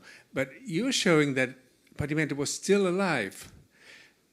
Do you think so? Do you think this practice went through the centuries and is still alive, or was alive in the 20th century? Or is it a kind of memory that brings back all these old patterns, but the practice of teaching Partimento was dead? Well, this is a very difficult question to answer.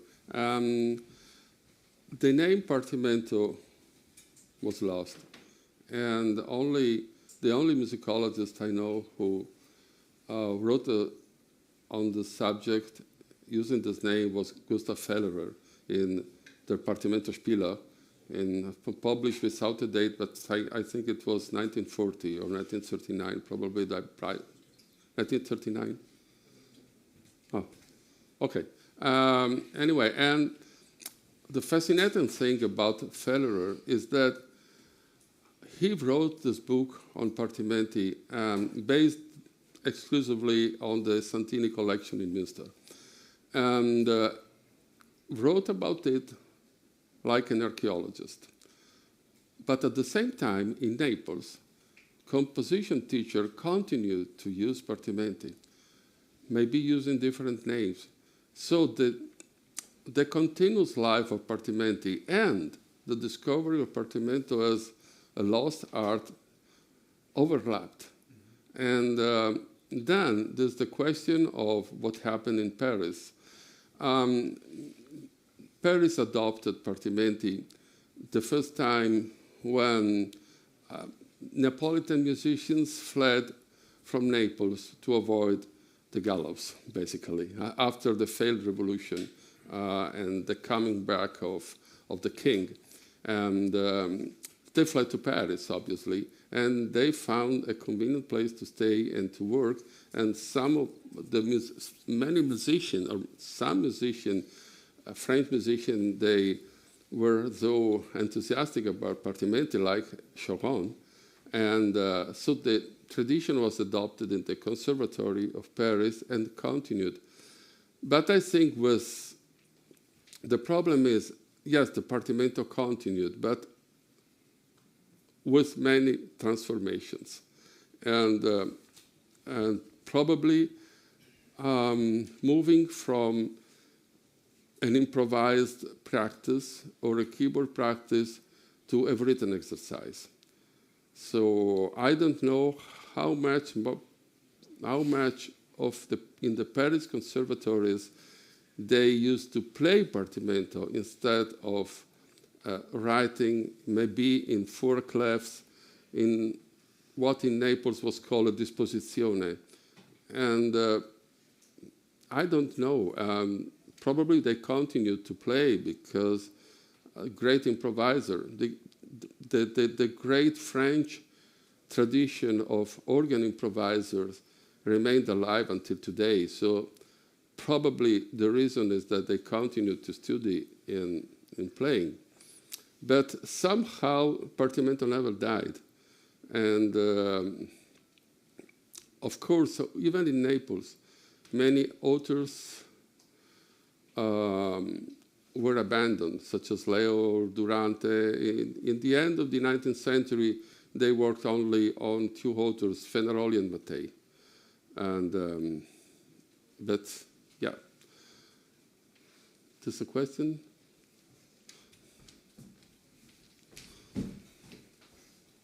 Thank you very much. It's not a question, but a partial answer to your question for my experience as a student. In Italy, I studied organ and organ composition and I teach also this. In Italy, it's obligatory to have organ composition since the end of the 19th century. And when we were children, we studied. My professor used only Partimenti. The last recorded edition of Partimenti is maybe 1954. The record is probably 1956, but is the South American recording. Yes, and then the Argentinian recording. They have a branch in Argentina. And he forbid me to study, and I don't know the degree ceremony. I never did, and only at the keyboard to practice cadences and octave rules at the just beginning. And then we started we had to improvise for the 5th year. There was 5 years of piano. And at the 5th year of organ, we started to use organ pedal. But before you had to study Beethoven sonatas, Clementi Gradus, and Bach Wohltemperiertes Klavier. But at the 5th year degree, we had to improvise a free prelude to the near keys.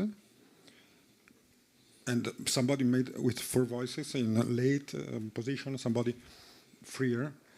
And then we had to compose a fuguette in 2 voices, and after the Italian tradition, in 3 voices at the diploma. Never in 4 voices, because for keyboard composition, the 4 voices were only disposizioni.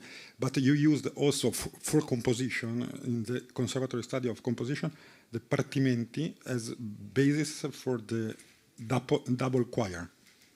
The double choir motet was always composed on partimenti from Fenaroli. So I used, in Bologna, we used Fenaroli and also a little bit Mattei. So this was never really. Ulisse Mattei in the Bach edition, a great Italian Sicilian organist, in the Bach edition by recording, he was a student of Guillemot, a friend of Straube, to study composition only at the keyboard, to try to memorize and then to write, but only at the keyboard and to use partimenti. So I think that in the practical, in the theoretical composition, there was another approach with avant-garde, atonality, but in the practical organ composition, and I still do it. So in the organ courses, because now with the Bologna process it's changed, but for example, I teach in Venice and I want to make organ composition myself and not the composition professor, because they are post-avant-garde professors normally, and they don't know very good Wohltemperiertes Klavier, partimenti, and this is a big problem in our conservatories now.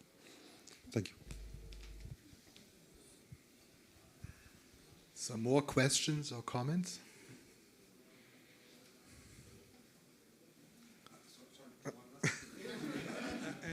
And in the 50s, in Pistoia, my professor used his teacher in Pistoia, Umberto Pineschi, so the founder of the Accademia di Musica Italiana per Organ, arrived in Pistoia in the 50s, and every organist played versets from a continuo basis, with pedal and the Italian. So this is the testimony. He's now 85. So.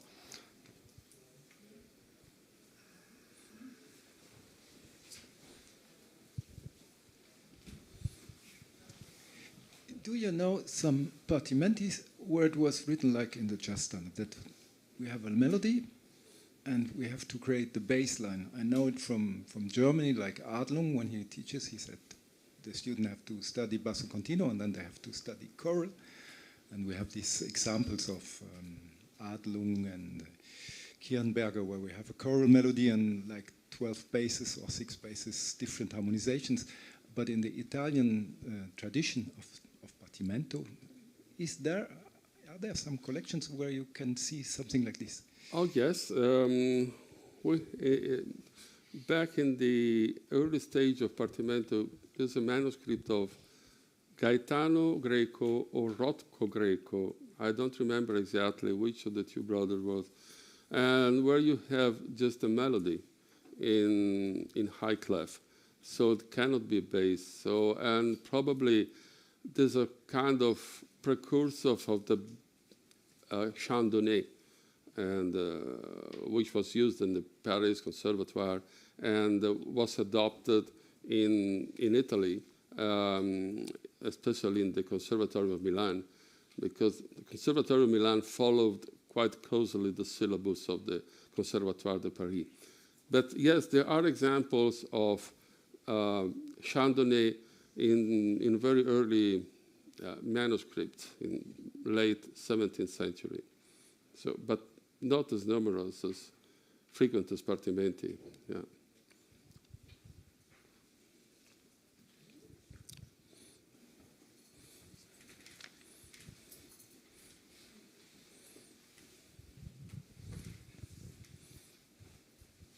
Thank you, Giorgio, for all the nice insights that you gave. My question is more about pedagogy, or maybe about curriculum, because if we... Sorry? Curriculum. Ah. So how to build a curriculum for music students. Yes. Is, since if we want to start with partimento, it seems to be a huge mountain to be climbed, because if you want to know all the patterns, if you want to know all the styles, up to fugues and so on, So it might take a couple of years before students really master Partimenti. But if I see the story that you bring now, would you maybe advise to give students only a couple of basic tools and then as soon as possible to make the bridge to other styles or to other kinds of output as you have shown now? Could that be an alternative instead of doing the full thing and only then hope that later in their career they would make this kind of bridges? Well, I reached the conclusion that, or provisional conclusion, that you do both. Partimento is not easy, and so it takes a lot of work to master it. But differently from harmony or Roman numeral harmonies, is fun. So I think it's very rewarding for practitioners, for students also. And analysis is a great thing because you teach students to play a moto del basso, and then you show, look at Mozart, does the same.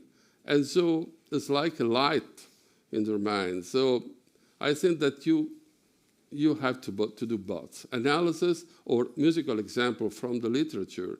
And that's the question I was debating, because we have, of course, if you show a student some famous piece of music, it's easier for him or for her to connect and to make this connection with music and the pattern, and make her or him more happy.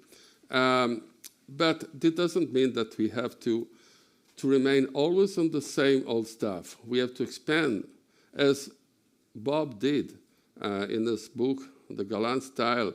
Many of the examples in this book are from composers I barely knew by name. So it did a lot of work to expand the canon. I think that we could take a step further, and but not too much, because if you show music they don't know, you can think, oh well, this Partimento stuff is just for a second or third-rate composers, but the big ones, they never use them because they were inspired by God. So you must be very careful. It's a mixture. You have to take some of different level of musician, because you have to persuade them that music is not only we were accustomed to think about, but is not something entirely different from what they can listen to in concert hall. So it takes some thinking.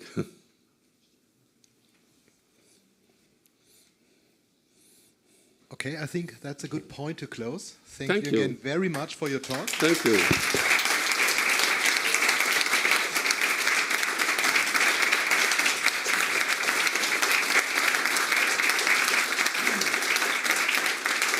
Thank you.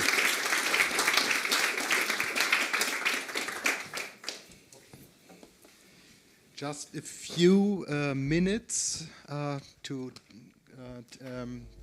for the change of the computer and the techniques, and we start maybe in 5 minutes.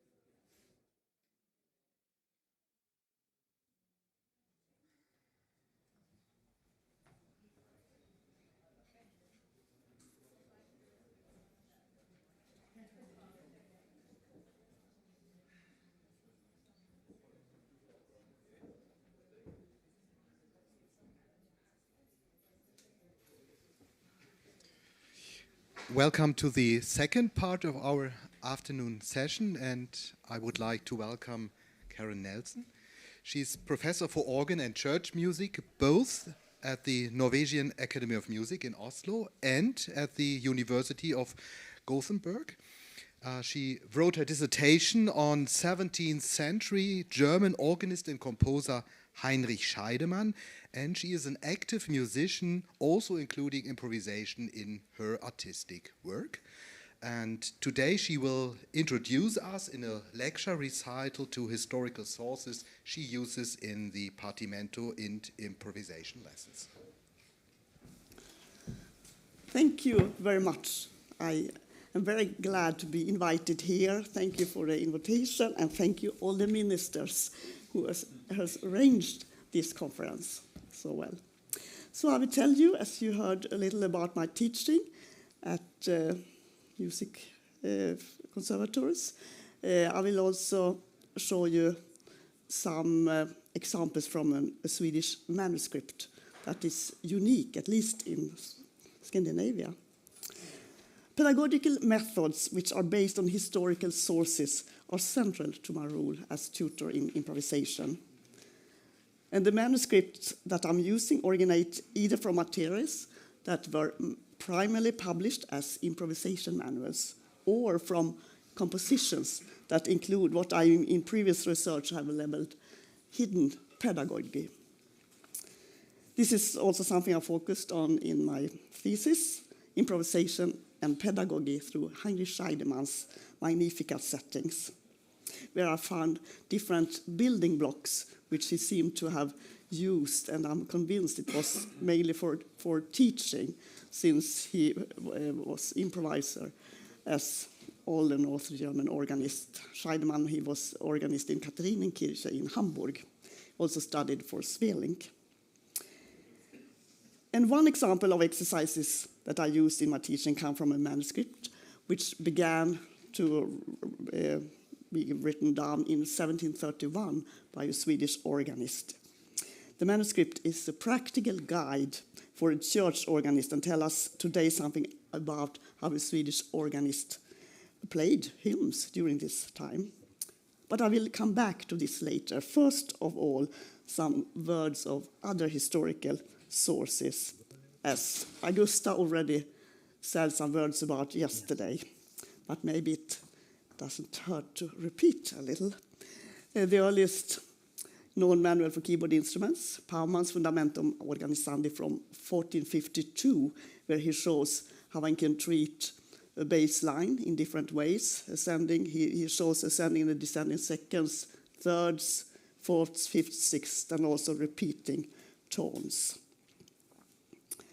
And here we have how it can look when it's ascending and descending thirds.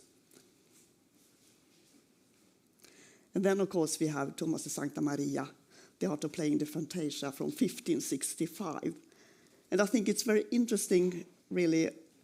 He focuses emphasis on that examples should be sung as well. Of course, one should practice technique exercises and learn to add ornaments. And one should both sing and play the examples. One should study the pieces until they can be played perfectly. And one should also memorize and transpose the pieces. And first after that, one could start to improvise in polyphonic style. I can just say a few words about this. My research, Heinrich Scheidemann, I have analyzed 32 different verses in his Magnificat settings. And here we see the 8 Magnificat verses, ab 2 Klavier und Pedaliter. I analyzed and can show that it's 7 different styles he uses in the music. And it seemed really to be building blocks, that he had two Magnificat verses that is very similar. So he has kind of 4 types of structure. The first style, imitation. Ostinato figures, the third style. so on. And embellished melodies, of course, that's very common. I just can give one example here, the Magnificat, the 8th tone, second verse, how symmetric it is. The first style, 9 bars, and the fourth style, 53 bars, and the fifth style, with echoes, 9 bars. So that's a little background that even before Partimento, one can find a lot of pedagogical material in repertoire.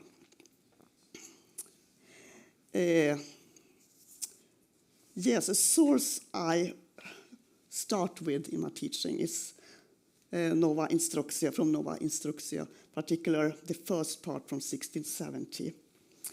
And we know that this examples was intended as a tool for organists who wish to learn to improvise preludes, canzonas, chromatic toccatas, and to play basso continuo, as well, of course, to master sacred and secular composition. And the books follow clear progression. Each exercise has a purpose which the writer methodically presents. And in contrast to Sancta Maria, Spiridone does not focus on polyphonic style, but rather on homophonic style. So these two approaches represent, of course, as we know, two styles of music, prima practica and seconda practica. And here we see the first example in the first part of Spiridone's work. The first example demonstrates how to go from a cadence, a G to G, and no fewer than 72 examples are given. And he also writes that they should be memorized and transposed to different keys.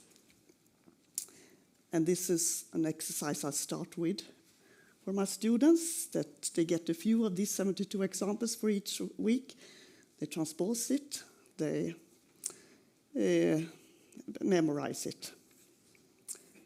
And oddly enough, another book, published 300 years later, follows a surprisingly similar method. The book, A New Approach to Jazz Improvisation, addresses a different type of musician. The first example in that book is how to do this.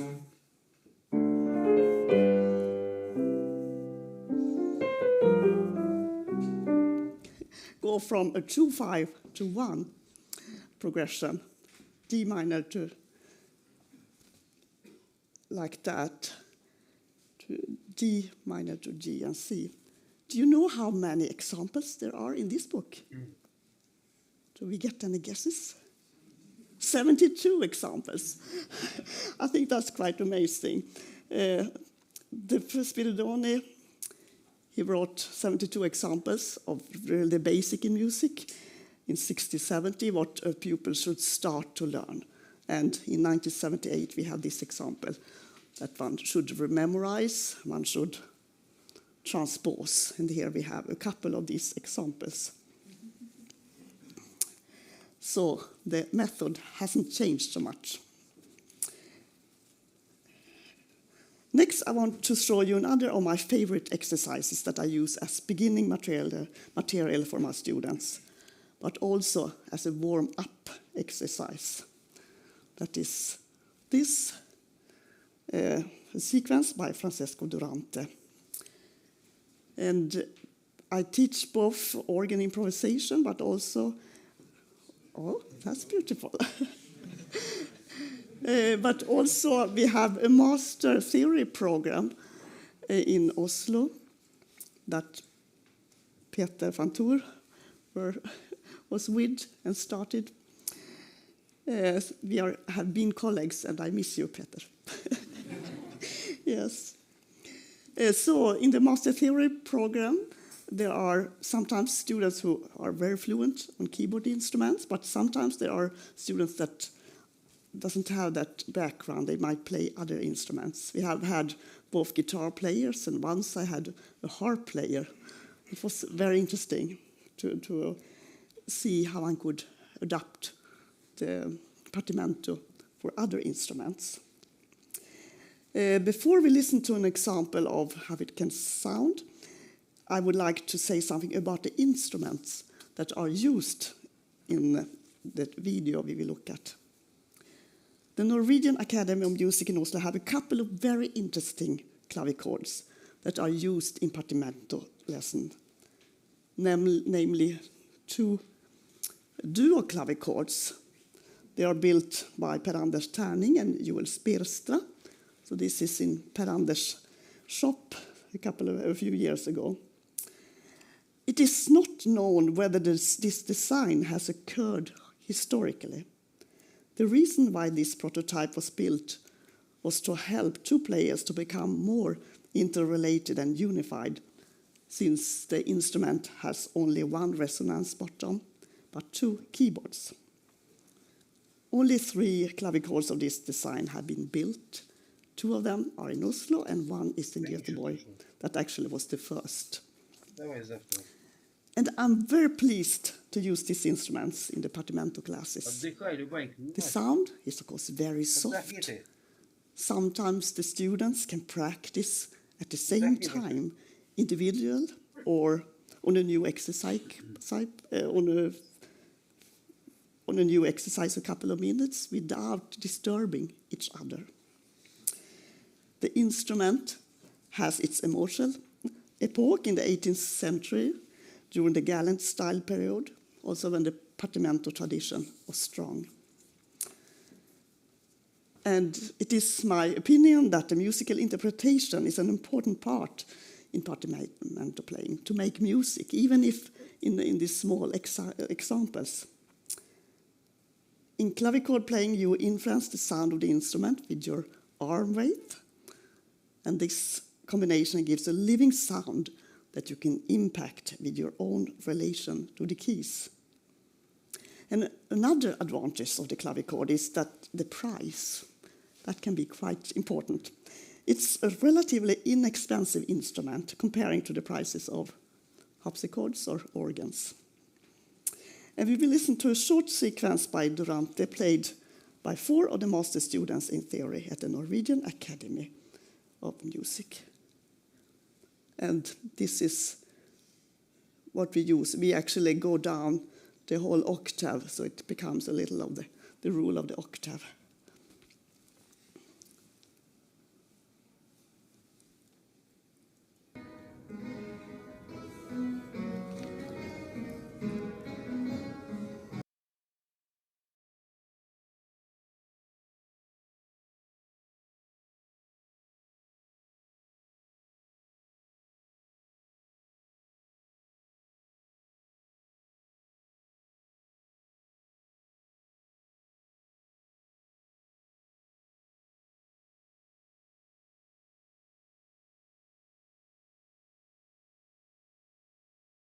With your own relation to the keys. And another advantage of the clavichord is that the price, that can be quite important. It's a relatively inexpensive instrument comparing to the prices of harpsichords or organs. And we will listen to a short sequence by Durante, played by 4 of the master students in theory at the Norwegian Academy of Music. And this is what we use. We actually go down the whole octave, so it becomes a little of the rule of the octave.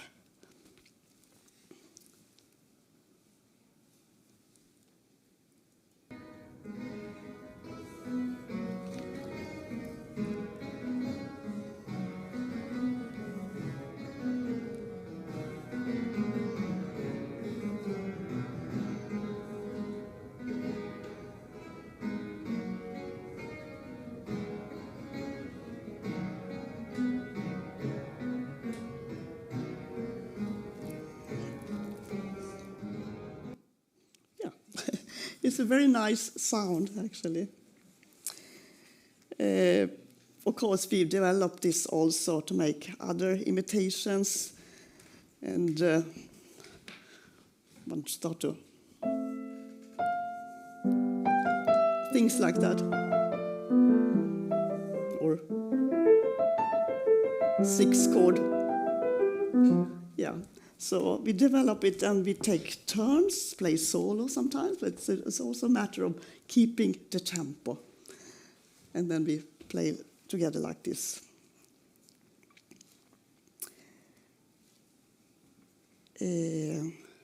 So this is another example that I also like to start with, because several of the students are really beginners in this. They might not even have played thorough bass before. So the 7th, and when you look at this kind of music, sometimes it opens other doors, and I have opened another door. It gave me an idea that I use in teaching organ improvisation. We spoke earlier today about that it's good to limit the ideas. I mean, if you just say play whatever, it's really difficult, but to limit something. And if you think on the 7th, just the 7th, big 7th.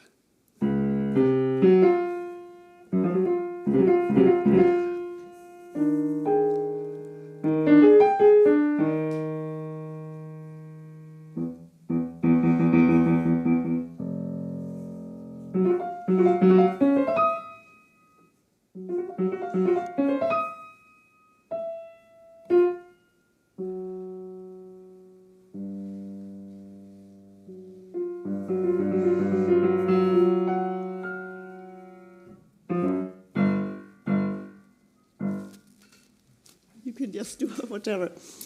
And if you add a 4th between, then you have something else. And if you add something in the bass, it will be a complete different style.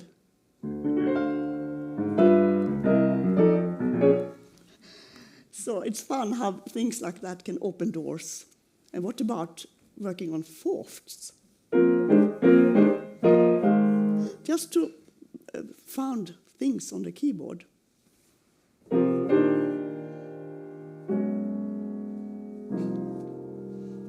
So that has kind of given other ideas for today's improvisation. So, before we move on in this presentation, I will that we listen to a student, Juhani Silvola. He was a master student last year, and he actually come from the jazz field. And I asked him how he thought about the Partimento tradition. And we will hear what he says. Could you please tell me something about your experience of this method? For me, it's a great tool, and for me, it's also how I think about music, any kind of music.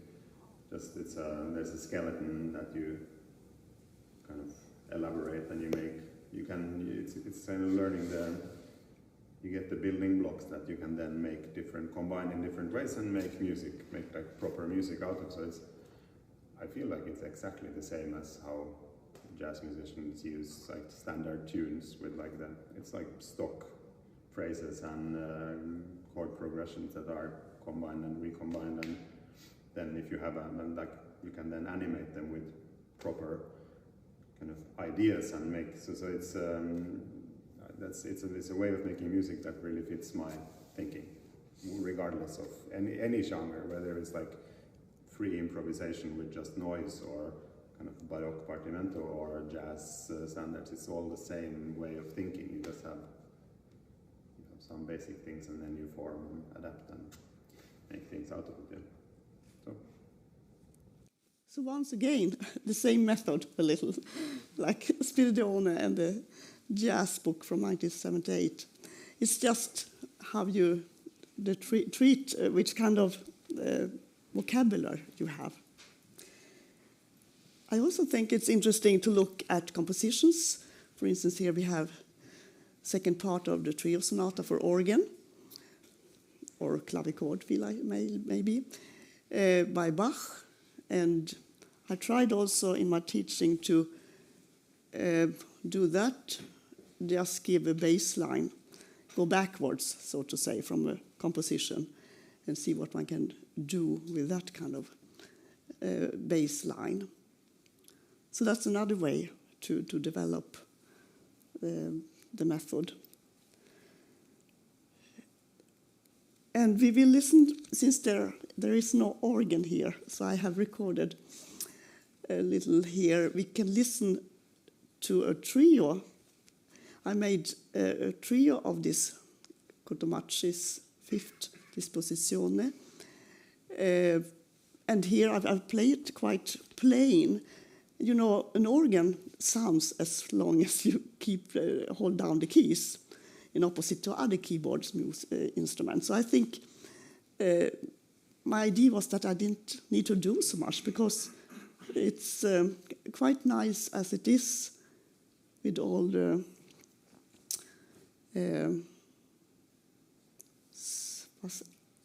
suspensions. Thank you. You read my thoughts. How did you know? Really. And it's quite cold in the church. This is recorded in Oberösterreich a few days ago. The organ is built by my husband, and he is actually here. He just arrived, so that's fun. So I had to have a hat on, as you see.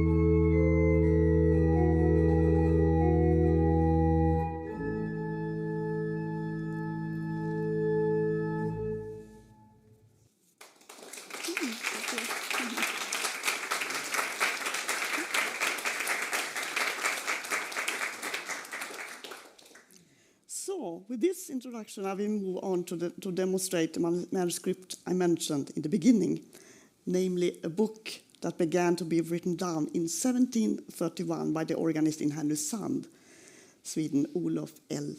Westman.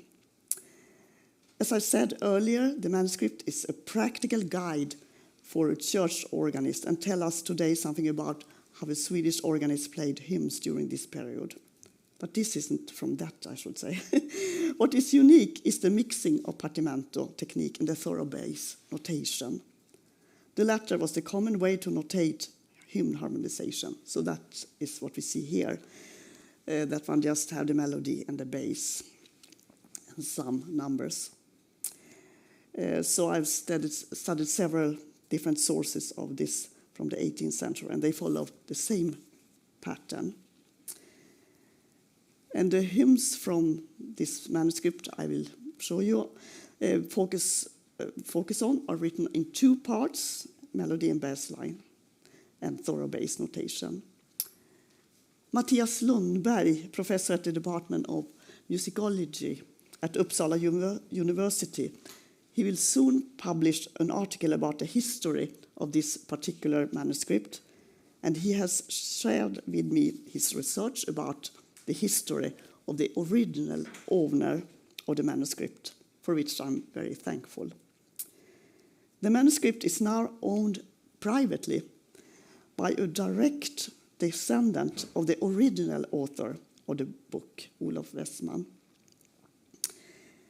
The first date in the manuscript is 24th of June, 1731, and Swedes, we know that's midsummer. Must be a lovely time.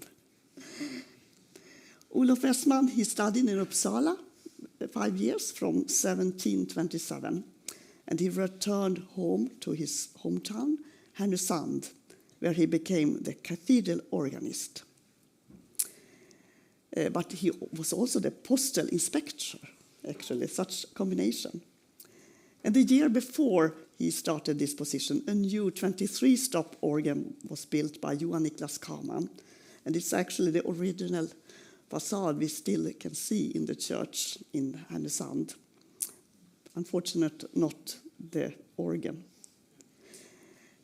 The organ was installed then because the church was destroyed 10 years earlier, actually by the Russians. The city of Härnösand is located at the coast of the Bothnian Bay, about 400 kilometers north of Stockholm. Today, the city has around 20,000 residents, but during the 18th century, there were only 2,000. Do you come from Härnösand? No, you don't. No, no, no, you don't come from. I missed it.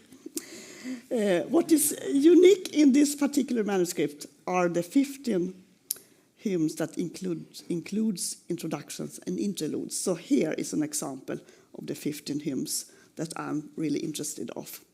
In these examples, they are partly notated, as you see, in partimento with moving bass parts and sequences that can be recognized from some of the 18th century Italian masters. In the manuscript, the name Lars Daniel Wallanger is written after the last of these 15 hymns, and not the name of the organist, Olof Westman. Wallanger, he actually was teaching Olof Westman, we know that. And here is a list of the 15 hymns. They are based on melodies from the Swedish hymn book, published in later years of the 1600s.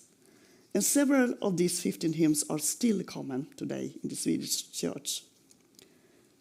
And after the 15th hymn, we can see a date, Lars Daniel Wallanger, Härnösand, it says 23rd Marti, but no year. That would have been great if we had seen that, but we can't.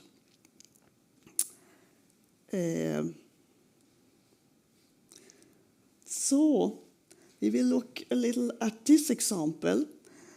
We see that, of course, this might be a very common sequence also, but we can find it in Durante, and we can also find it in the introduction. And here I play at the Baroque Schnittke in Göteborg in pure mean tone.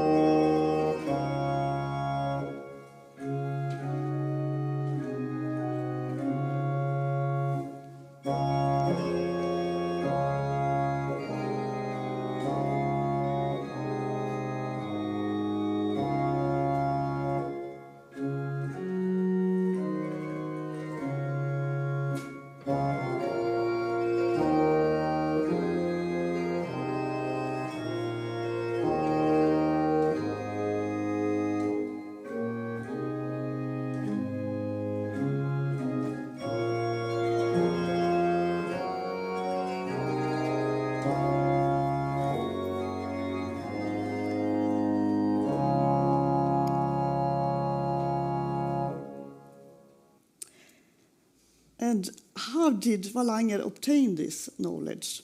I have speculated that one possible connection in this context could be the German musician Konrad Friedrich Hurlebusch. He was born in Braunschweig and was educated by his father, that was organist in Braunschweig. Konrad Friedrich Hurlebusch, he toured in Europe as a harpsichord player. He spent 3 years in Italy and 2 years here in Vienna, before coming to the court of Elector Max of Bavaria. I propose that a harpsichordist who had spent 3 years in Italy during this period would have been most likely to have acquired knowledge of Dipartimento Pedagogy. In 1721, Konrad Friedrich Hurlebusch composed his first Italian opera. He became acquainted with Johann Mattheson in Hamburg, and he is mentioned in Musikalisches Ereforte. In 1723, Hurlebusch received an invitation from the Swedish king, Fredrik I. And after arriving in Stockholm, Hurlebusch became Kammermusikus, but had properly hoped for a better position and returned to Germany after a couple of years in Stockholm. Before traveling back, he composed several cantatas for the king and his queen also.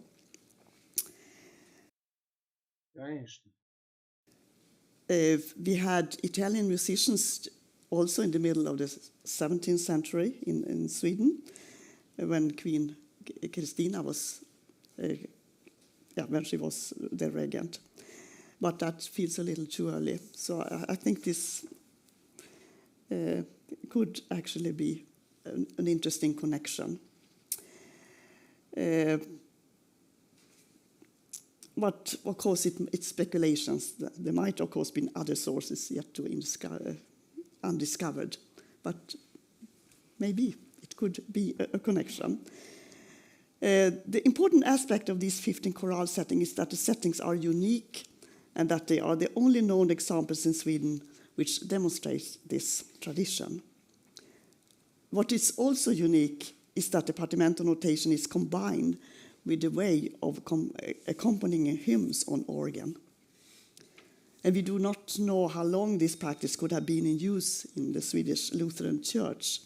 It may have lasted through the 18th century, and possible also in the 19th century. I have some more examples of the hymns. We can listen to this as well.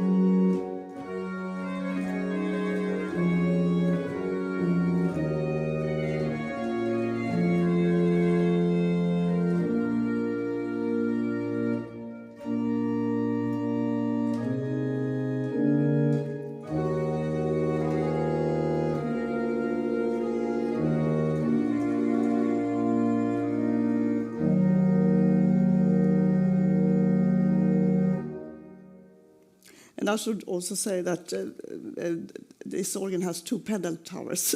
So one is on the very, very close to the camera, and the other is on the opposite. So the sound is a little strange. And here's another example. And here I do a little more Before I played quite plain only.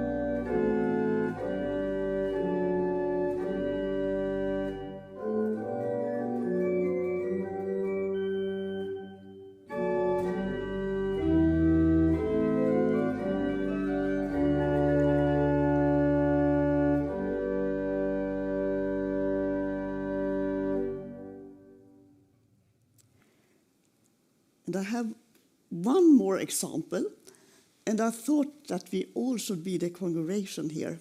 We should sing the Swedish Mig gör stor, I will read so you can listen carefully. Mig gör stor lust och glädje. Maybe you can repeat.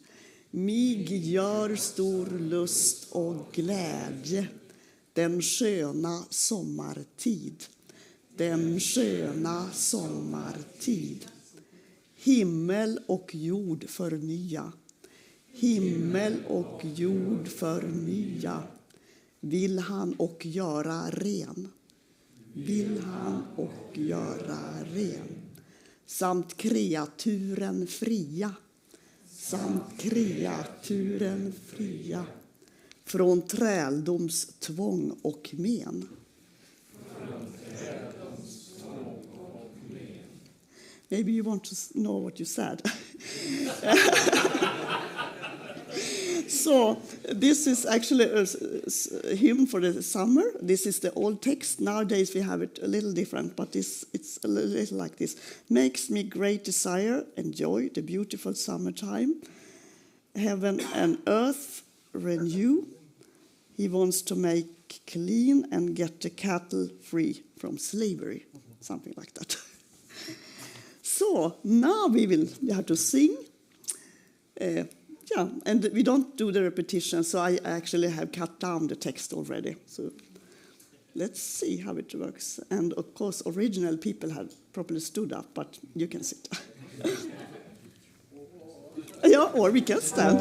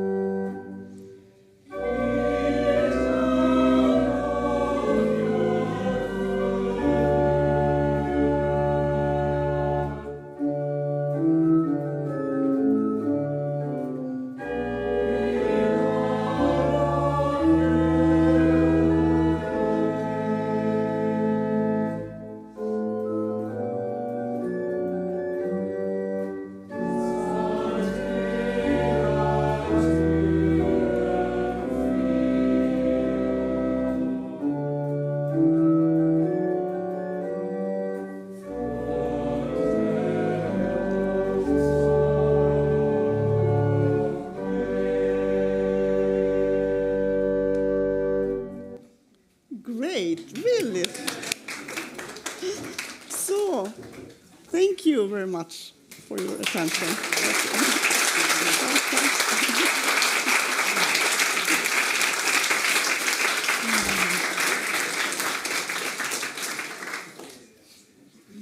Yes, thank you very much for showing us these sources and how you work with this material, also in your lessons. Are there questions, comments, remarks?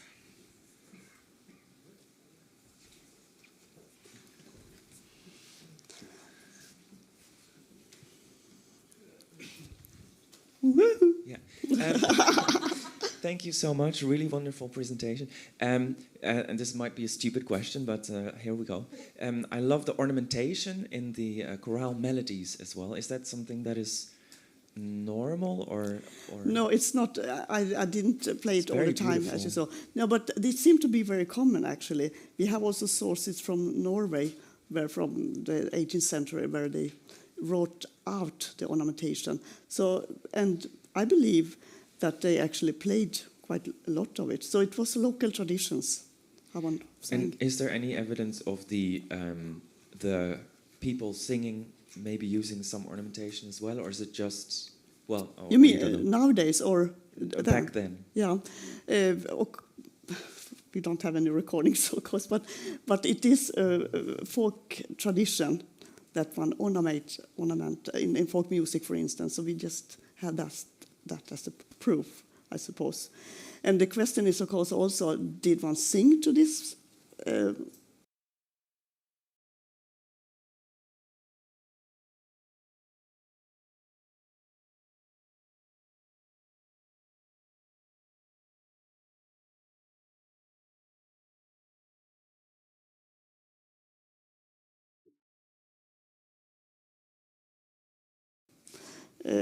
Notation, or was it like just organ pieces? But I'm convinced one actually sang to it, because we have interludes in so many hymn books.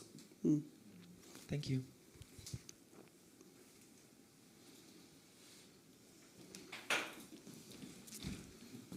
Thank you very much. I wanted to ask you if there is a Swedish tradition to play the interlude manualiter and pedaliter continuum, no, because I see a pedal part. My interpretation from looking at the score and also thinking on the partimento tradition, it seemed to work better that way. I just found it better in musical, in my fingers, when I have tried different. I have tried to play the interludes with pedal also, but I thought it worked better like this. Then it's also a big contrast, so it might help the congregation to know when they should start.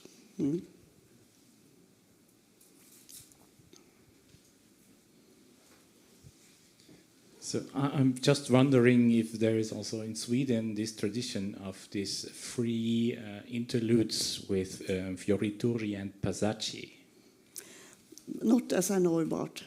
No, I haven't found any evidence for that. No.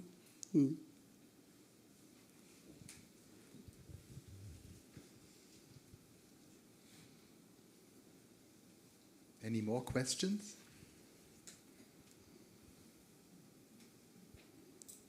Okay, seems not. Maybe a basic question, but I have been trying to introduce to my organ teacher in Germany, Partimento. Every time I showed her something, a manuscript, she would say, "This is General Bass." And so I've been also asking Peter about this. So if I could imagine if I showed her this hymns, she would say, and then showed this interludes and introductions is written in Partimento, she would answer also, "This is General Bass." What should I tell her? How should I convince her that it's not? What I feel like, if you look at this example, for instance, when it's the beginning seemed to be, it's quite a lot of notes in the beginning. And if, if I take another example also. I mean, for me, it has been a matter of trying this music and feeling how it feels in my fingers, actually. I can agree that the interludes, they might feel more like General Bass, and sometimes I play them, so also very simple. But if you look at the introductions, I really feel like that is something else. I don't know if so many clever people here. What do you say? How do you interpret this? Yeah, we have some question there. Yeah, there. I would actually think that there's no real distinction between generalbass and partimento. It's just a fluent. Yeah, a good partimento needs basso continuo, and good basso continuo playing needs some partimento. And of course, since this is a solo, we don't have, I assume that they want other instruments. So it's up to the organist to do whatever. Some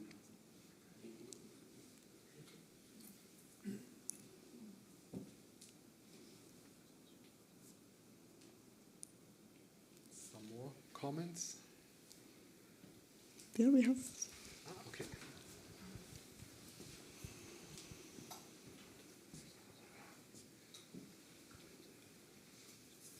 Hello, thank you. Very interesting source. I'm not an organist, so I'm not familiar to see this kind of scores. But what I find astonishing is that the interludes are very short. So what could have been possibly the musical function of integrating such very short passages? Is this a way to give a kind of intonation for the next phrase? Because they're way too short to develop the material. They're way too short to do something contrapuntally. So what has been the musical idea behind? The reason was that people needed to breathe. And they sang very slowly, so they stood up and they need to fill their lungs. I think that's the reason. Okay, just like that? Yes. And do you feel the tendency to use the material or some patterns of the next phrase to put on the bass before? Because I see that in some cases there is a possibility to combine. Yeah, I tried a little of it, but I feel like it's most occasionally that it works. Yeah, I agree. Actually. If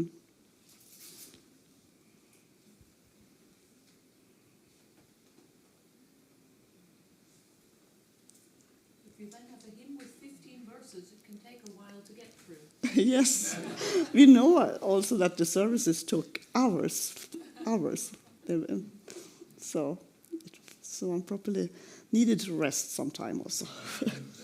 Breathe. Yes, okay. Yeah. Thank you very much again for your presentation. Thank you.